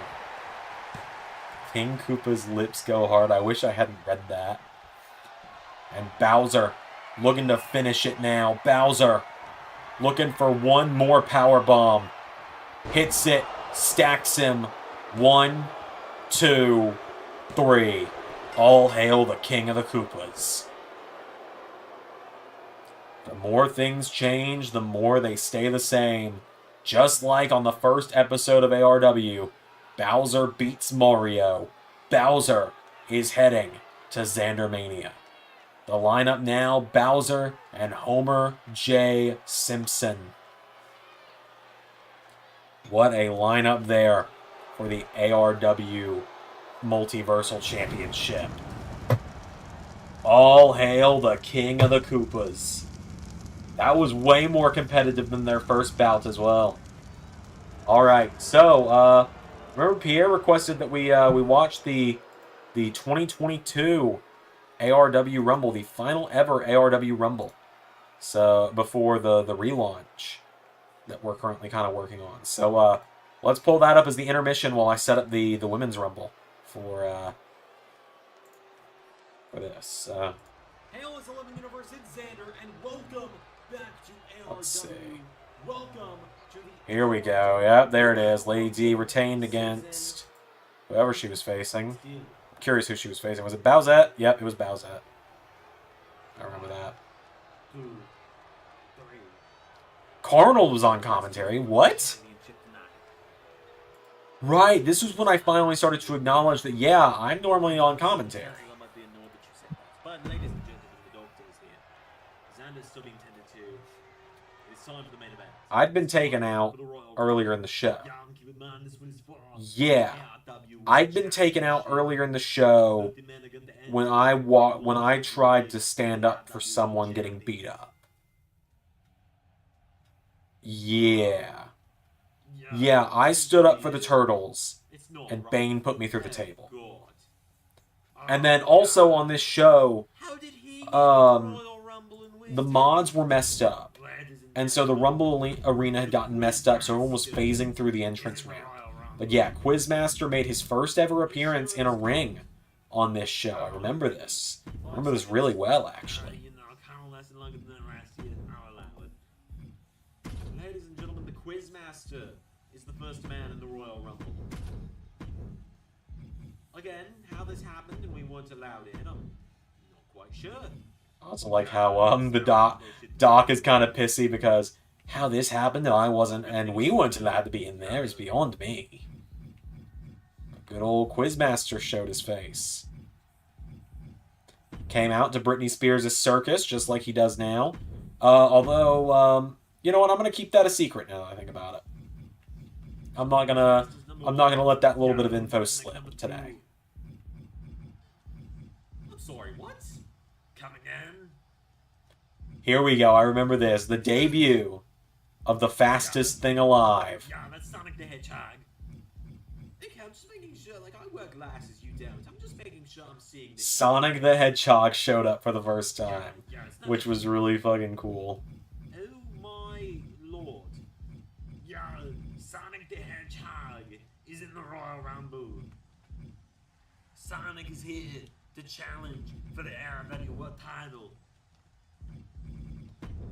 Arnold, I think I have thought the enemy Zander being in a hospital bed right now.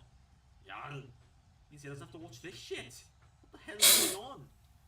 Wow, Doc has just always buried the show, hasn't he? Here we go. You know,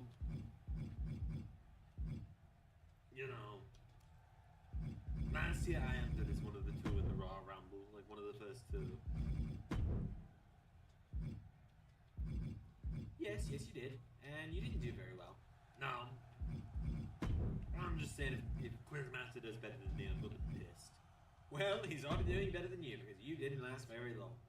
Oh yeah, Carnal entered the 2021 Rumble where we did the a bit of a throwback to the 2020 real life Rumble with Arnold as number 1. And Snake came in. I remember Snake being there.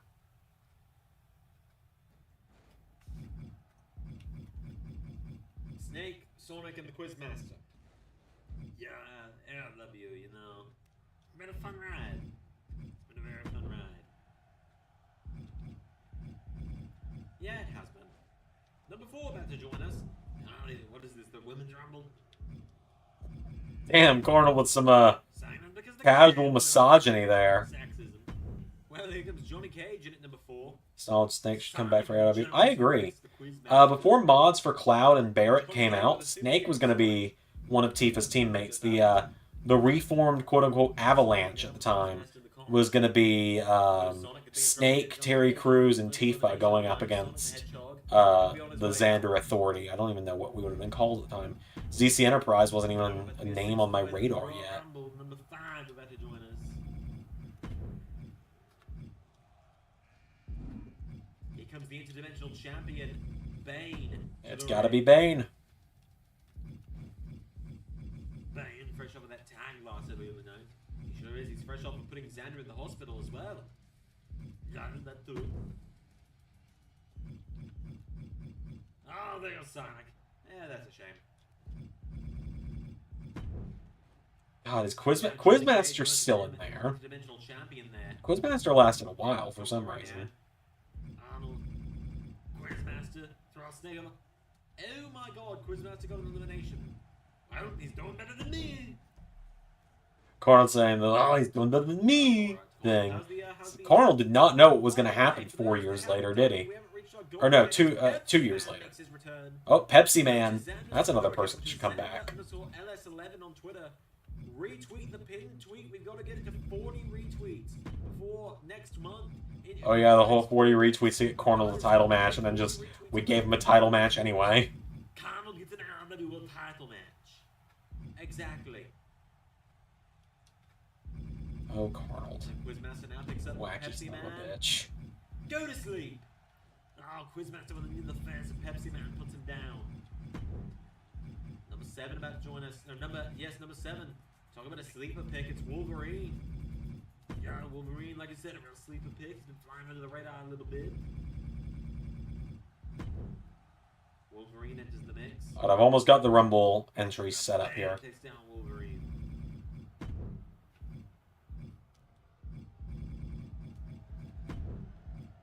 And Bane with a knee strike to Wolverine. The Pepsi Man punch to the gut to Johnny Cage, taking him down. Bane with a super kick takes down Wolverine. Oh, he's talking about sleeper picks. Doctor, here comes Link at number 8.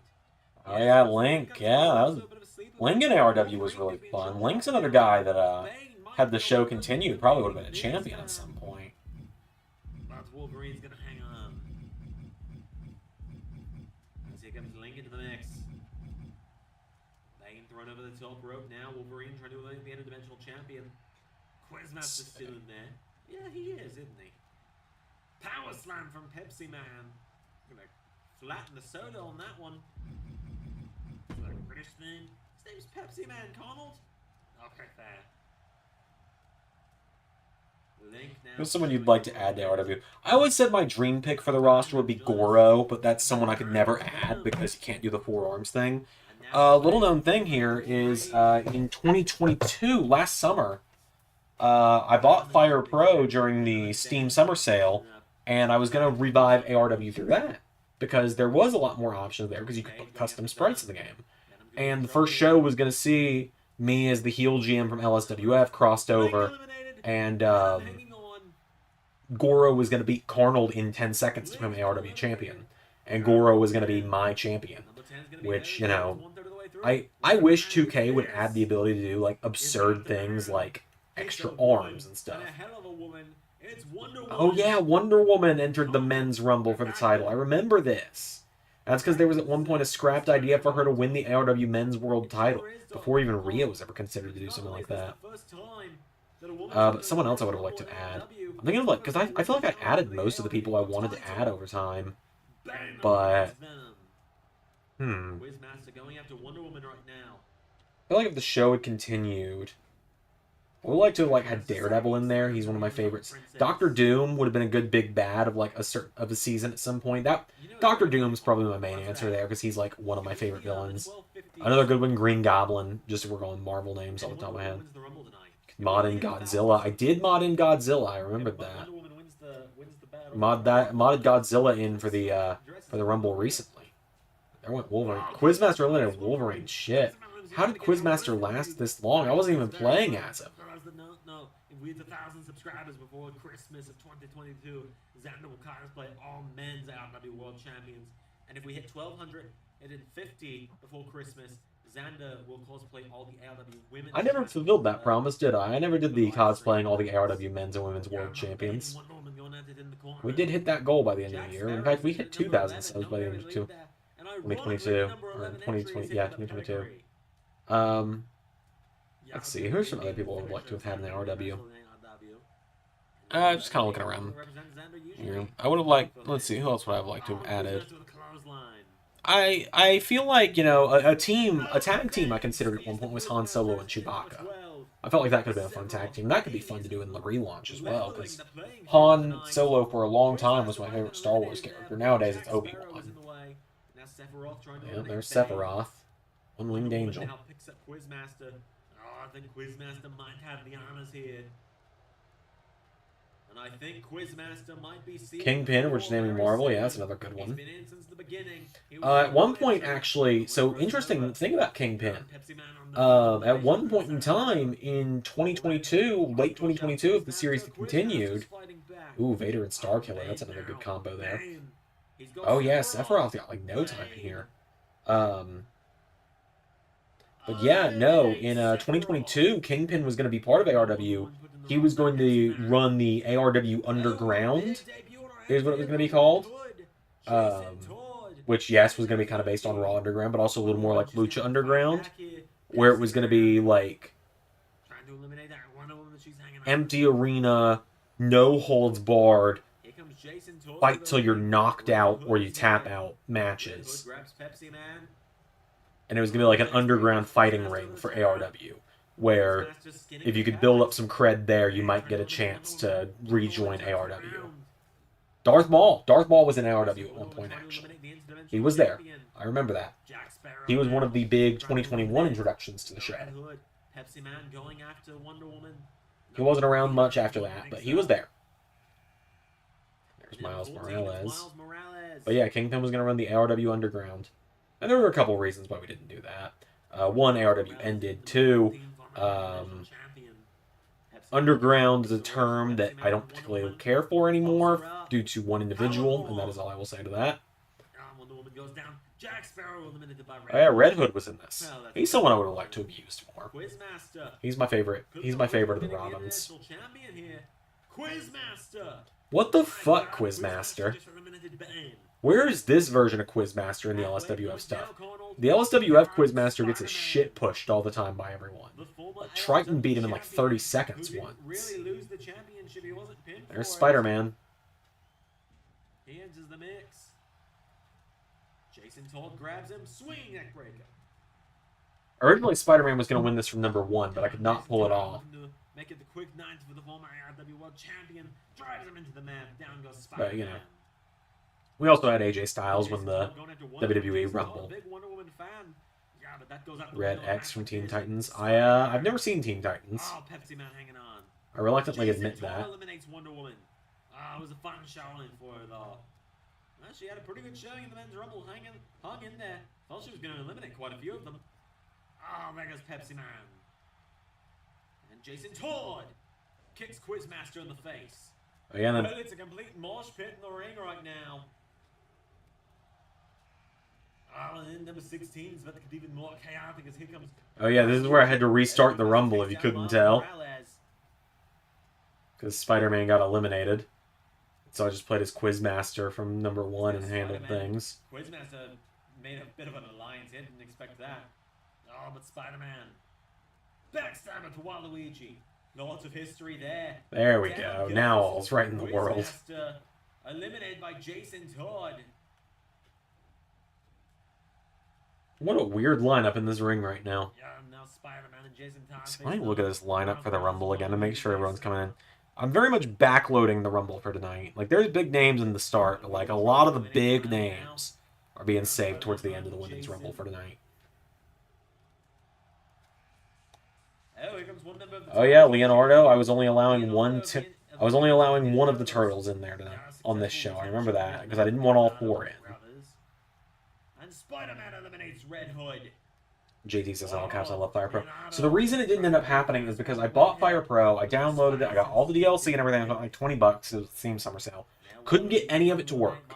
I would start a match, the wrestler's music would play, and nothing would happen. No one would move, no one would show up, and so I clearly broke it somehow, trying to install stuff.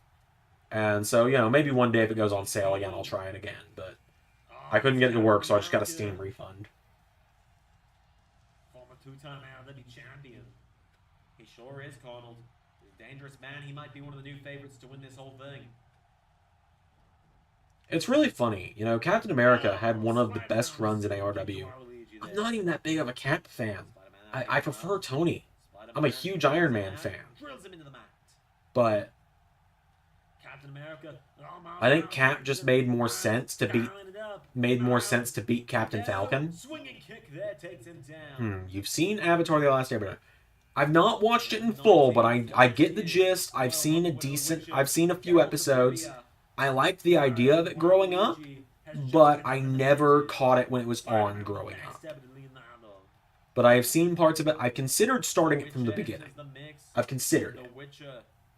Because it seems like something that would hold my interest. But I know some of the characters. Like, I know Aang's he's the last airbender. I know Zuko, the Fire Lord, the Firebender. I know Sokka and Katara. That's their names, right? The waterbending siblings. I remember them. Toph, I know that's a character. It's also got the Boulder. He's a character, I know that. Appa's the big, like, ox-looking guy. Pierce says, one of my favorite MCU movies is Captain America: Winter Soldier. That is my favorite MCU movie. Possibly. No Way Home might have overtaken it, just because of the nostalgia. But Spider-Man went for a super kick. Captain America. I don't know. And now Spider-Man. Winter Soldier has always been one of my favorites, though. Also, I love that we just called this Lady Del Sol does whatever a spider can. There's Little Mac. Here comes Little Mac to the ring. And there goes Miles. Captain America hanging on. Little Mac taking down Geralt now. Geralt's another guy that should have been champion at some point. He was the only ARW Rumble winner to not win their title match at ZanderMania. Is that true?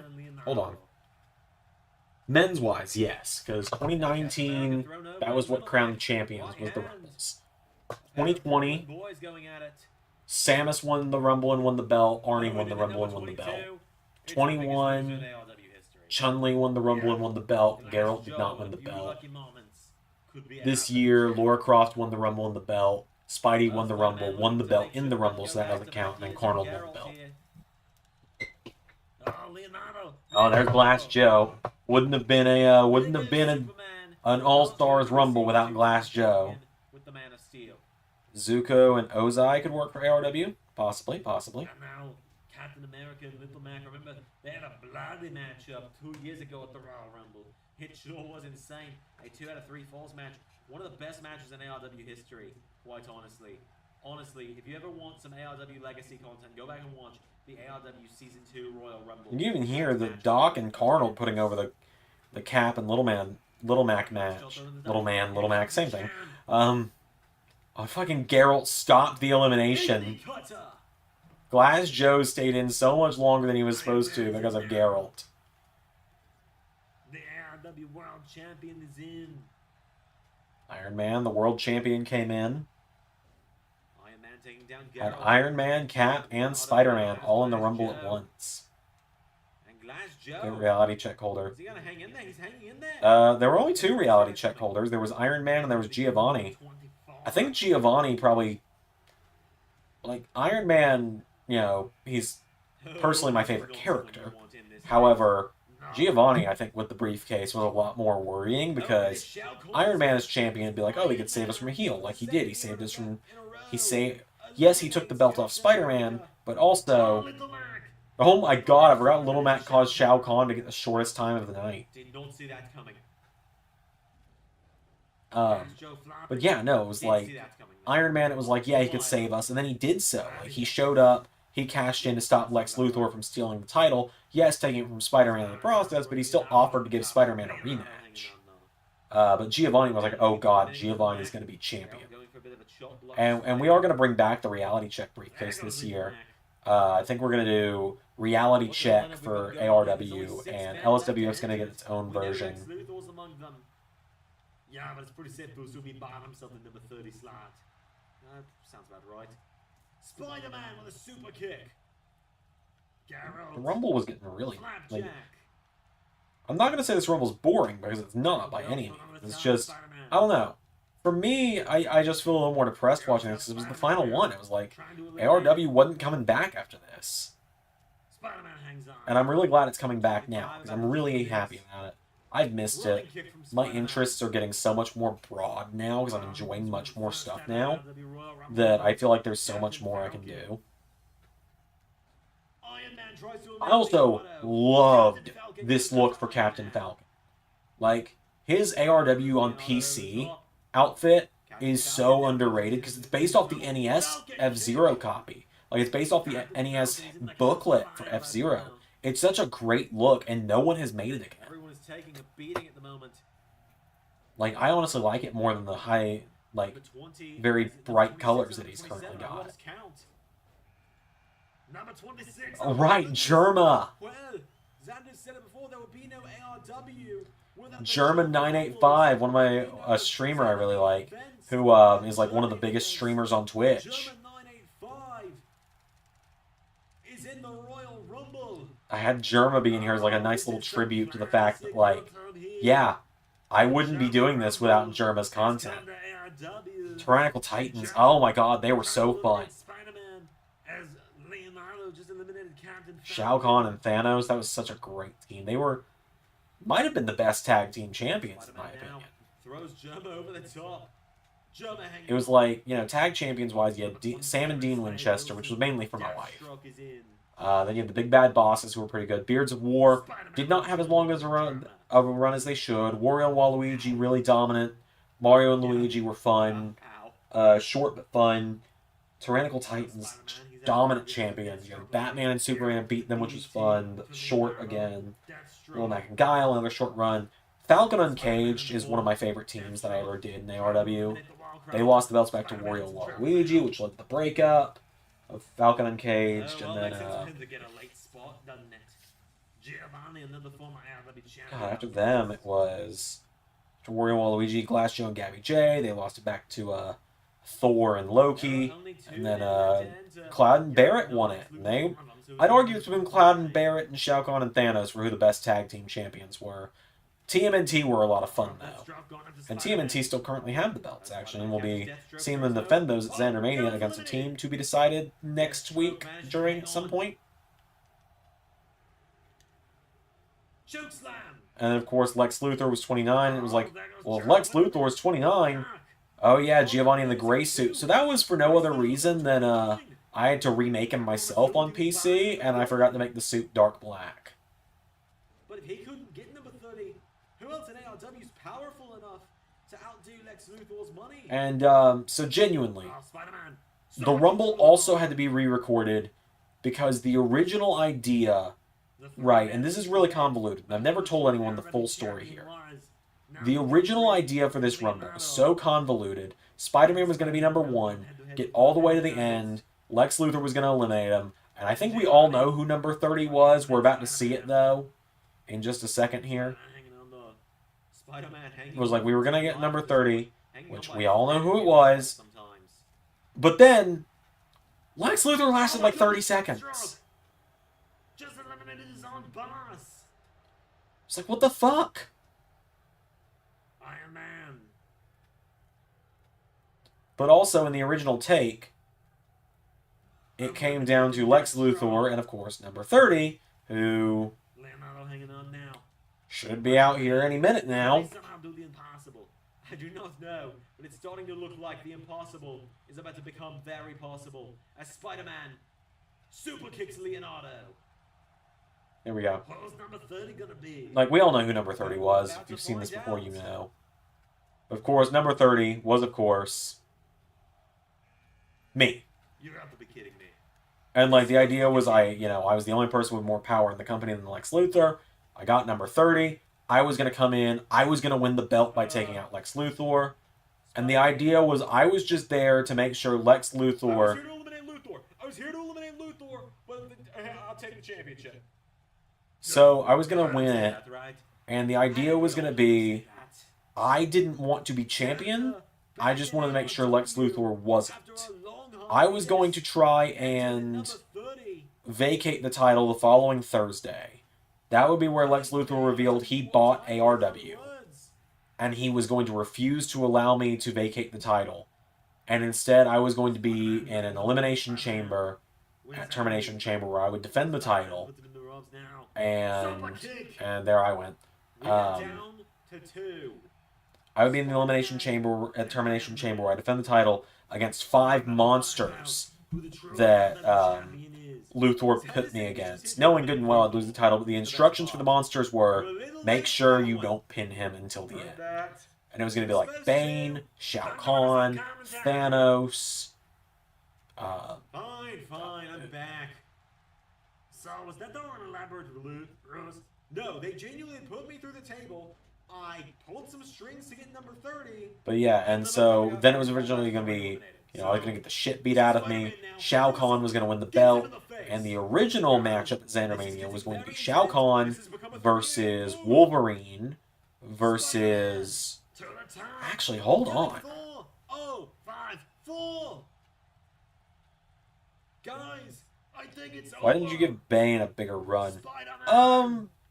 I don't know. Iron Man hanging on, Spider-Man. He's done it. So Spider-Man won the Rumble. Spider-Man wins back the title. Spider-Man. I honestly don't know why I didn't give Bane a bigger run. But let me go into my drive real quick. Because I found the other day the original poster for ZanderMania 2022. So if you've wondered what the ZanderMania 2022 card would have been like if ARW had not ended. If ARW had not come to a close in 2022. I found this the other day. I know it's in here. I literally saw it. And I was like, whoa, things have changed so much. I think it's in the LS11 Universe folder on this. I saw it the other day. I swear. Hand on... where the fuck is it? LS11 Universe banners. WF. Well, it was in my drive, right? ZanderMania. If I don't find it here, I know one more place I can look for it. This was also when it was going to be based on the WrestleMania 38. Or Scarecrow would be great. Let's see. He would. That would be fun. ZanderMania 2024. Art, maybe. YouTube? Art, YouTube? 2022. Art. Other? No. Do I have a... No, that's not what that is.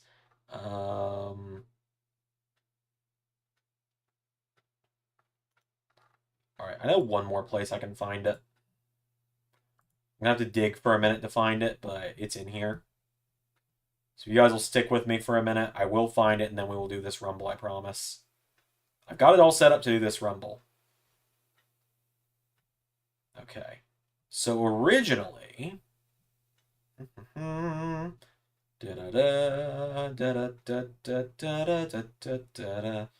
the point, I had this poster printed. I had this poster hung on my wall. It was ready to go. This poster was made... Let's see... This poster was printed. It was hung on the wall in the spot where the ZanderMania 2022 poster went. Yep, there it is. It's in that picture. I sent someone a picture of it hanging up. There we go. Found it. Okay. I don't want to show my DMs with this person because it's someone that Push Casey Jones. Casey Jones is someone I would like to bring in. Yeah, that'd be fun. Okay, so let's pull this up. So here's the original ZanderMania 2022 card. Let's just work bottom to top here. Nanny Bo Memorial Battle Royals, as usual. Black Cat versus Bowsette. If Black Cat loses, she's fired. The original idea there was going to be that Lex Luthor had bought ARW, and Lex Luthor bought ARW. Black Cat was a constant pain, and he was going to try and get rid of her. Captain Falcon was going to team up with Cloud and Tifa against Giovanni, Jesse, and James.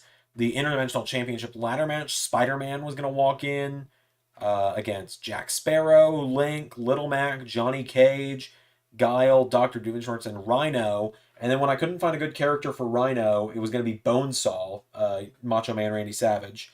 The Geralt Kratos rematch was always going down. Carnal and Arnold were going to be fighting with Ninja Turtles. The Xander and Ray versus Lex Luthor and Bane match was still going to happen. The RW World title was going to be Shao Kahn, Wolverine, Sephiroth, which would have been fun. And it was going to be main evented for the women's title for the first time ever.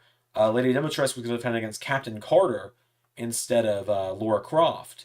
And it was to the point where Captain Carter and me winning the Rumbles were both recorded, edited, and ready to go. And then the idea, or the choice to end ARW came.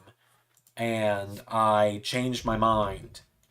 And so now I'm going to go ahead and start getting the match ready to go for the Rumble. And yeah, so that's the original ZanderMania 2022 plan, was for these matches. And part of me wishes it had happened still. Like, if ARW hadn't ended, it would have been really cool, especially to do a women's main event at ZanderMania. But nonetheless, let's jump right in. Yeah, it was very complicated. Wow, JT is really far behind compared to everyone else, I think. Like, and obviously the original logo is going to be based on the Mania 38 logo. But yeah, it is a 30-woman Rumble. The winner goes to ZanderMania to fight for the ARW Women's title against Laura Croft, or Laura Croft and Lady Demetress in a triple threat. So let's find out who drew number 1 and 2, shall we? Out at number 1.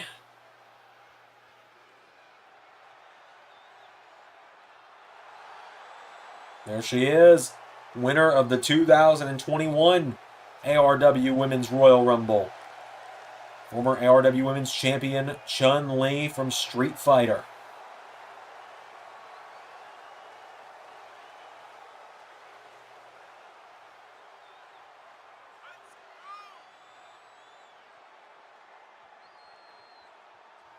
Chun-Li on her way down to the ring. She has drawn number 1. So we got the first of our former women's champions. Who's drawn number 2? Number 2. Who is it? Oh! It's another former ARW Women's Champion, 2B from Nier Automata. Automata? I can't pronounce it. 2B, one of the woman who beat Chun-Li for the women's title. Never forget that, Chun-Li. Her reign was cut short by 2B. 2B was one of the most dominant women's champions we had before she met Lady Demetress. Chun-Li and 2B gonna run it back here tonight. Let's do this. Winners heading to ZanderMania.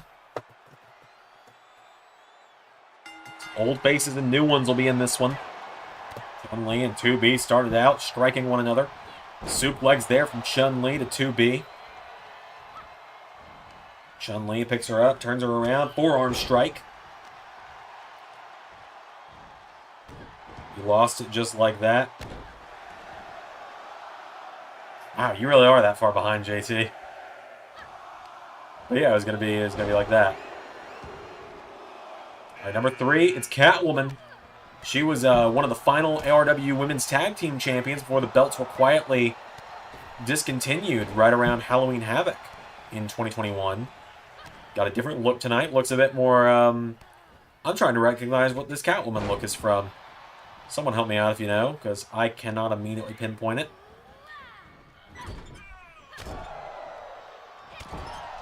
Chun-Li is chopping her. Oh, we're just moving right along. Okay, the game was like, oh, it's a women's rumble. 30 seconds. Kind of okay with that tonight, though. Number 4, it's Elastigirl of the Incredibles. I'm watching you, chat. Chat.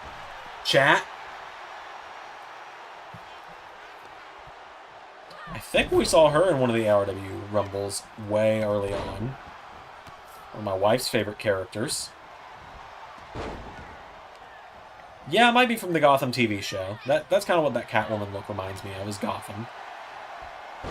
I never saw Gotham in full. I saw a lot of episodes of it, though, because my grandparents liked it. Number 5, it's Jessie of Team Rocket. And Elastigirl's gone.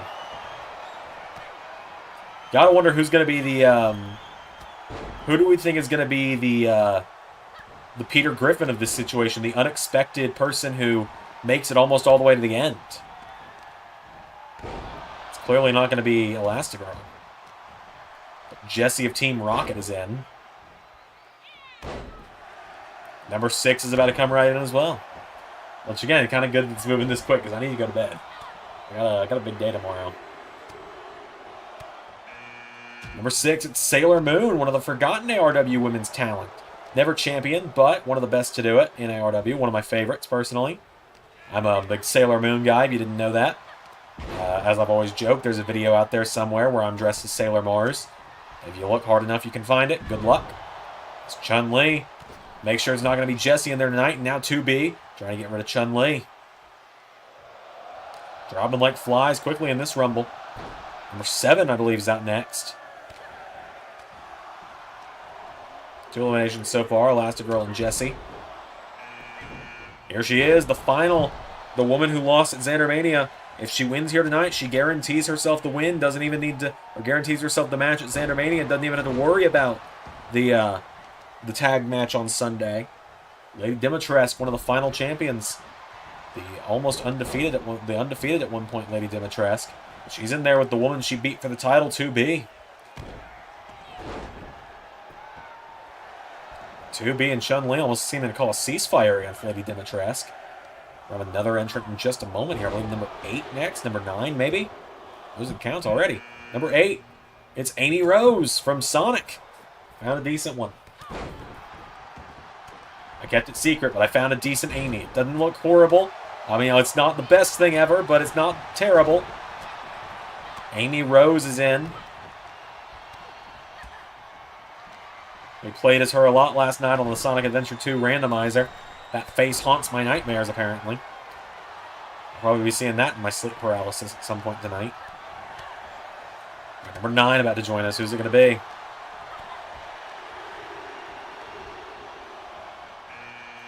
Padme Amidala from the Star Wars prequels. The only Leias I could find were wearing the slave outfit, and that just didn't feel right. So, Padme it is. But it's Natalie Portman, so you're not going to hear me complaining. Sailor Moon grabs Padme and drops her with a knee in the face. Lady Dimitrescu throws Chun-Li at the ropes. Padme now taking down Lady D. This is the first time we've ever seen Padme in LS11 Universe. Same with Amy Rose. Who's next? Number 10, about to be a third of the way through already. Cassandra, the forgotten women's champion from Assassin's Creed Odyssey. Oh, and she just got kicked in the face. Cassandra won the title at ZanderMania 2019 and lost it 3 weeks later back to Captain Marvel. And Sailor Moon is eliminated. Chun-Li and 2B, number 1 and 2, still in there, a third of the way through. But 2B. Oh no, Chun-Li skins the cat, and Amy Rose eliminating Lady D. And there's a kick now from Chun-Li to Amy. Lady Dimitrescu now, she's got to win that tag match to get a shot at ZanderMania.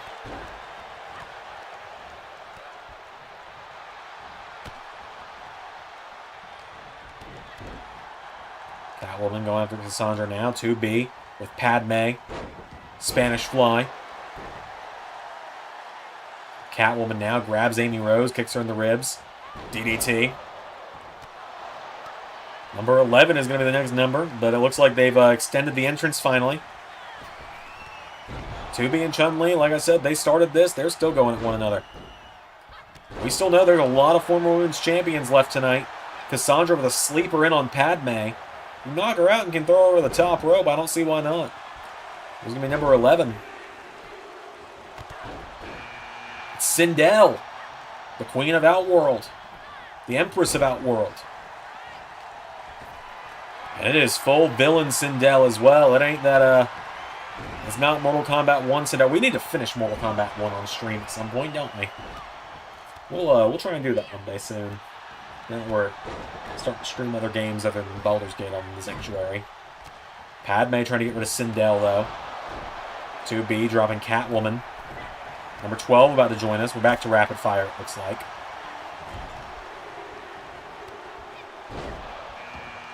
Oh, it's Pokemon.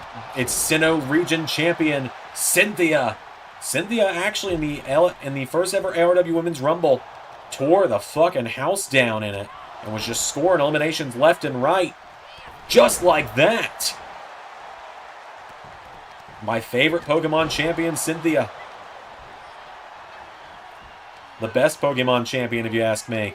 Most challenging one for sure.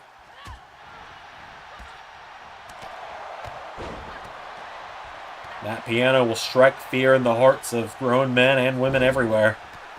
Catwoman eliminated by Sindel. Cynthia now squares up to Sindel. I don't think I can take this much mommy energy in one match. I didn't say that. Cassandra now taking down Sindel. Cynthia coming in. Cynthia goes for a roundhouse kick from Cassandra into forearm strike. Number 13 about to join us, I believe. A double team there from Chun-Li and Cassandra. It's Princess Daisy in at number 13. All the way from Sarasa Land. Daisy. And she just got kicked in the fucking face. How about that? And Cynthia gets rid of Chun-Li. Cynthia eliminates number 1 and number 2. Gets rid of 2 former women's champions there. Padme's got Sindel. Cassandra trying to get rid of Cynthia. She realized how big of a threat Cynthia's become. So she gets her up here. Number 14 about to join us. It's Beto from Genshin Impact. Probably no one knows what I'm talking about. I had a 6-week Genshin phase in 2023. No, 2022, right? It was one of the two. Wow, JT really is that far behind, huh? Captain Beto from Genshin. I had like a 6-week Genshin phase in 2022. And that was my favorite character, so here she is.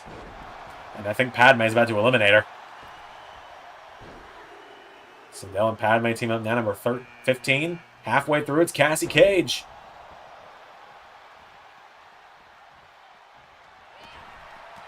Two Mortal Kombat characters in now. Cassie Cage is in. I think Sindel's trying to get rid of her just as quick.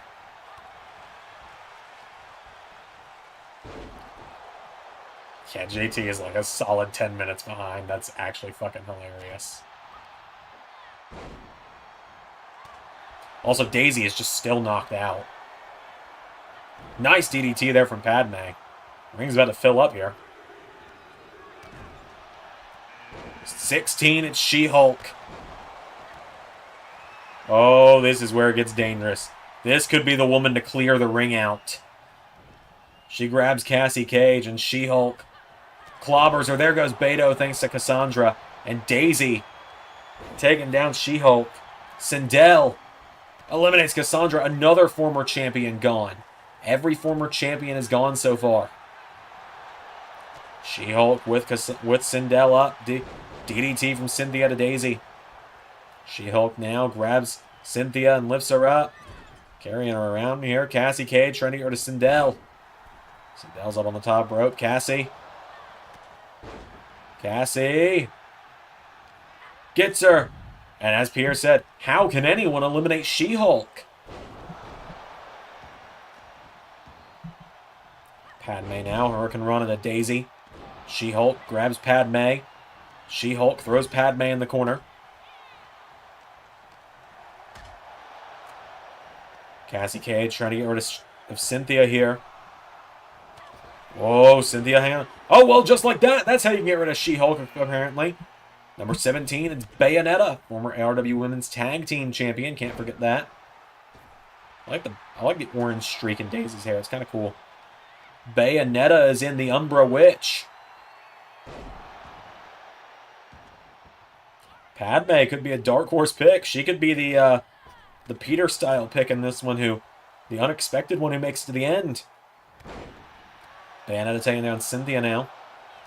Padme takes down Bayonetta. She just pops up out of nowhere. Bayonetta sweeps her legs out from her. Number 18, it's Mai Shiranui from King of Fighters. Fatal Fury. She's not allowed to be in Smash Bros, but she's here in ARW. Mai Shiranui enters the mix. And I can see two really good reasons why she wasn't allowed to be in Smash Brothers. I'm sorry, the jokes write themselves. Mr. Sakurai made the jokes. So, number 19, I believe, next. It's Princess Zelda, another princess of Nintendo on the way to the ring. Mai Shiranui, Hurricane Rana, and here she is, Princess Zelda of Hyrule, sporting the Breath of the Wild look tonight. Zelda coming right in, going after Mai Shiranui, taking her down. And if someone wants it, the elimination's right there. Daisy's in the ropes. And I think Cassie Cage was trying to take it. You're right, Pierre. Sometimes the jokes write themselves. ARW is not for good boys and girls. We hear the degenerate jokes I make. Number 20. 2/3 of the way through now. And here she is, the first ARW Women's Champion, the two-time champ, Captain Marvel. She is in. Carol Danvers enters the mix. Carol Danvers knocking her back. Zelda and Carol Danvers going at it. Now, Padme going after Captain Marvel. Captain Marvel taking her down. I think Captain Marvel realizes Padme is a slight problem. As Mai now grabs onto Cassie. Takes her down.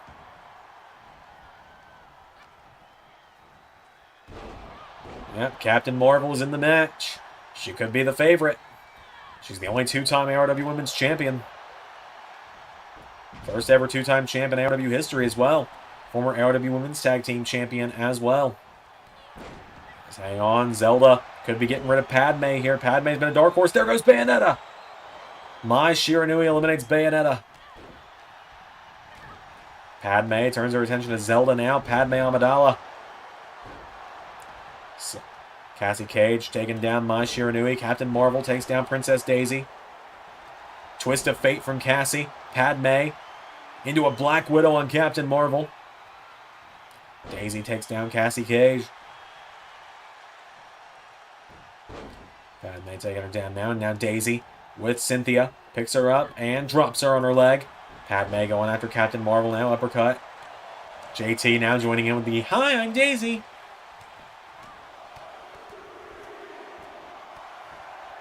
God, Carol going right after Zelda there. Mai taking down Zelda again. Captain Marvel trying to get rid of Cassie Cage here. Taking her towards the rope. Cassie's fighting back. Cynthia. Knee strikes, firing away. Cynthia. German suplex. Number 21 about to join us. Who's it going to be?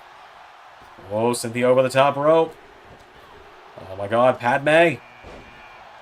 Padme could get her. Here comes Tina Armstrong. We learned who she was earlier tonight. Cynthia's gone. Padme with another elimination. Tina Armstrong is in. And there goes Zelda. Rose plant from Daisy.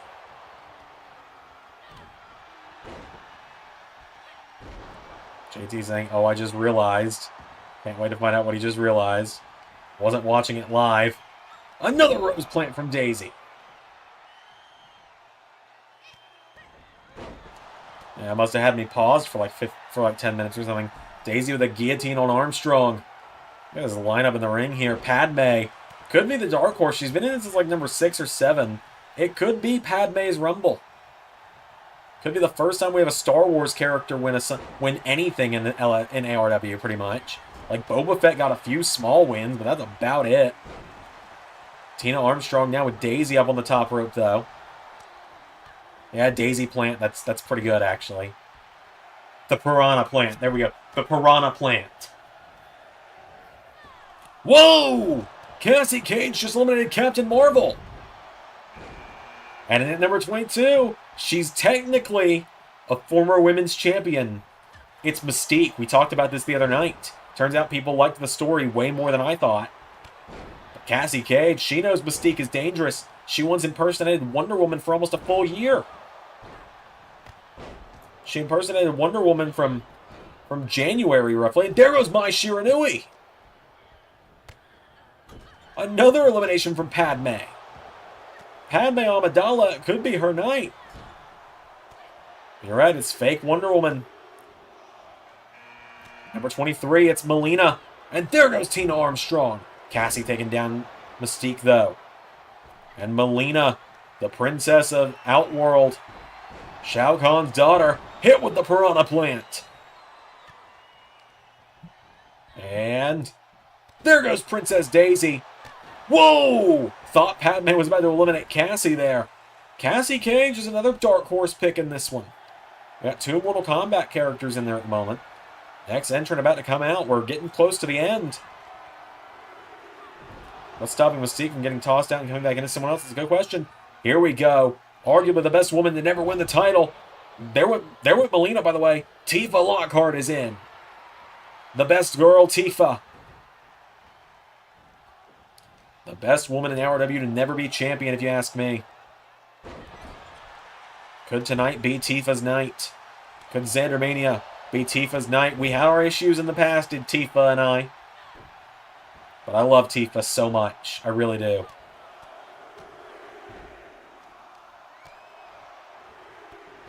Who's next? There we go. We're about to be doing the Spider-Man point meme because here comes Wonder Woman. The real Wonder Woman. Diana Prince is in. The winner of the first ARW Women's Rumble we ever did. And there goes Cassie. The best girl not named Aqua. You might have me there. I don't know. I think I might like Tifa a little more. The real Wonder Woman is in. Who's coming out next? They're number 26, I believe. We still have a couple former champions still to go. And there's one of them. The winner of the 2020 ARW Women's Rumble, Samus Aran. Samus Aran, she is not properly sized. Samus is canonically 6'3". So someone needs to amend that. Tifa's almost got Wonder Woman teetering here. Wonder Woman goes after Tifa, though. Samus taking down Padme. Who else is left? We still got, what, 4 names left? Number 27, luckiest number in the Rumble. Who's it going to be? Samus is putting the boots to Mystique. We've yet to see Mystique and Wonder Woman lock up, and we might not even get to. It's Karlach from Baldur's Gate 3. Many know I call her the best girl of Baldur's Gate. We see me talking about her all the time. There she is, the Tiefling. With the Infernal Engine powering her. Karlach! There goes Wonder Woman. Tifa with a backstabber.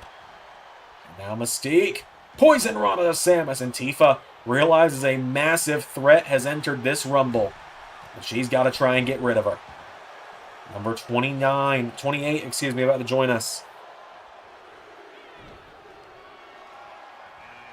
There she is. I believe that's one of the final former champions we've got to see tonight.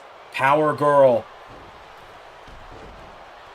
My favorite DC comic, one of my favorite DC Comics characters, my favorite being Batman, of course, is Power Girl trying to get rid of Karlach here. Karlach made herself a threat instantly. There goes Samus. Mystique just got her out. And as JT said, Mystique didn't even get a chance to lay hands on Wonder Woman. Karlach staying in it. An absolute force of dominance. Who's going to be number 29? We got Power Girl in now. Are there any former champions left? Oh, it's Starlight Annie January. Starlight is in. I prefer her outfit from season 3, the dress, but they didn't have a good community creation with it. Just throwing that out there. A debut on our hands here. Maybe she'll fare better than Homelander did. As great showing tonight from Padme. She's been eliminated. Tifa dropping her with a knee into the face. Number 30, who's left? The final ARW Women's Champion. Oh no, there goes Tifa. The final former champion. The Black Cat, Felicia Hardy. What a fucking lineup we've got here. Mystique, Karlach, Power Girl, Black Cat, Starlight, Annie January. Who's going to win this one? It is anyone's game, and there's no Freddy Fazbear or Homer Simpson situation this time. Oh my god, Karlach. Oh my god, Karlach! Good God!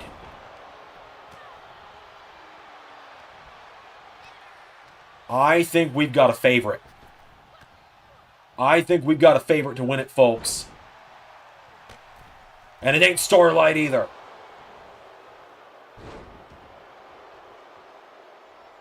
Karlach just chokeslammed Black Cat to the floor. Mystique eliminated. Starlight, Mystique, Karlach, or Power Girl, one of these three is going to ZanderMania. JT says his vote goes Mystique here. I can't show bias, but I think we know who I would pick, and I think my pick is gone. Mystique and Power Girl. Here we go. Power Girl throws her in the corner. Power Girl's more fresh than Mystique. She's got her up. Power Girl wins it. And Power Girl gets the win. Power Girl will challenge Lara Croft at ZanderMania. Mystique had a great showing, but Power Girl is just too damn powerful.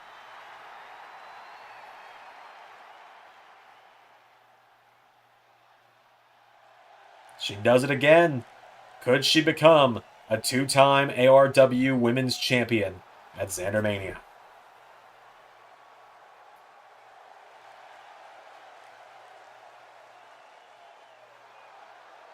Power Girl with the big win there. So we now know it's Power Girl versus Lara Croft, or add Lady Dimitrescu into the mix and it's a triple threat. That's going to do it for stream tonight, guys. Thanks for tuning in. Mystique can't shapeshift her way into the ZanderMania match. Unfortunately not. But hey, that's not the end of the road to ZanderMania. We still got plenty more coming for ZanderMania. I'm super excited. I hope you all are as well. It's going to be a great time. I'm going to go to bed here shortly because it is 11:45 at night. And my stupid ass will stay up late if I don't.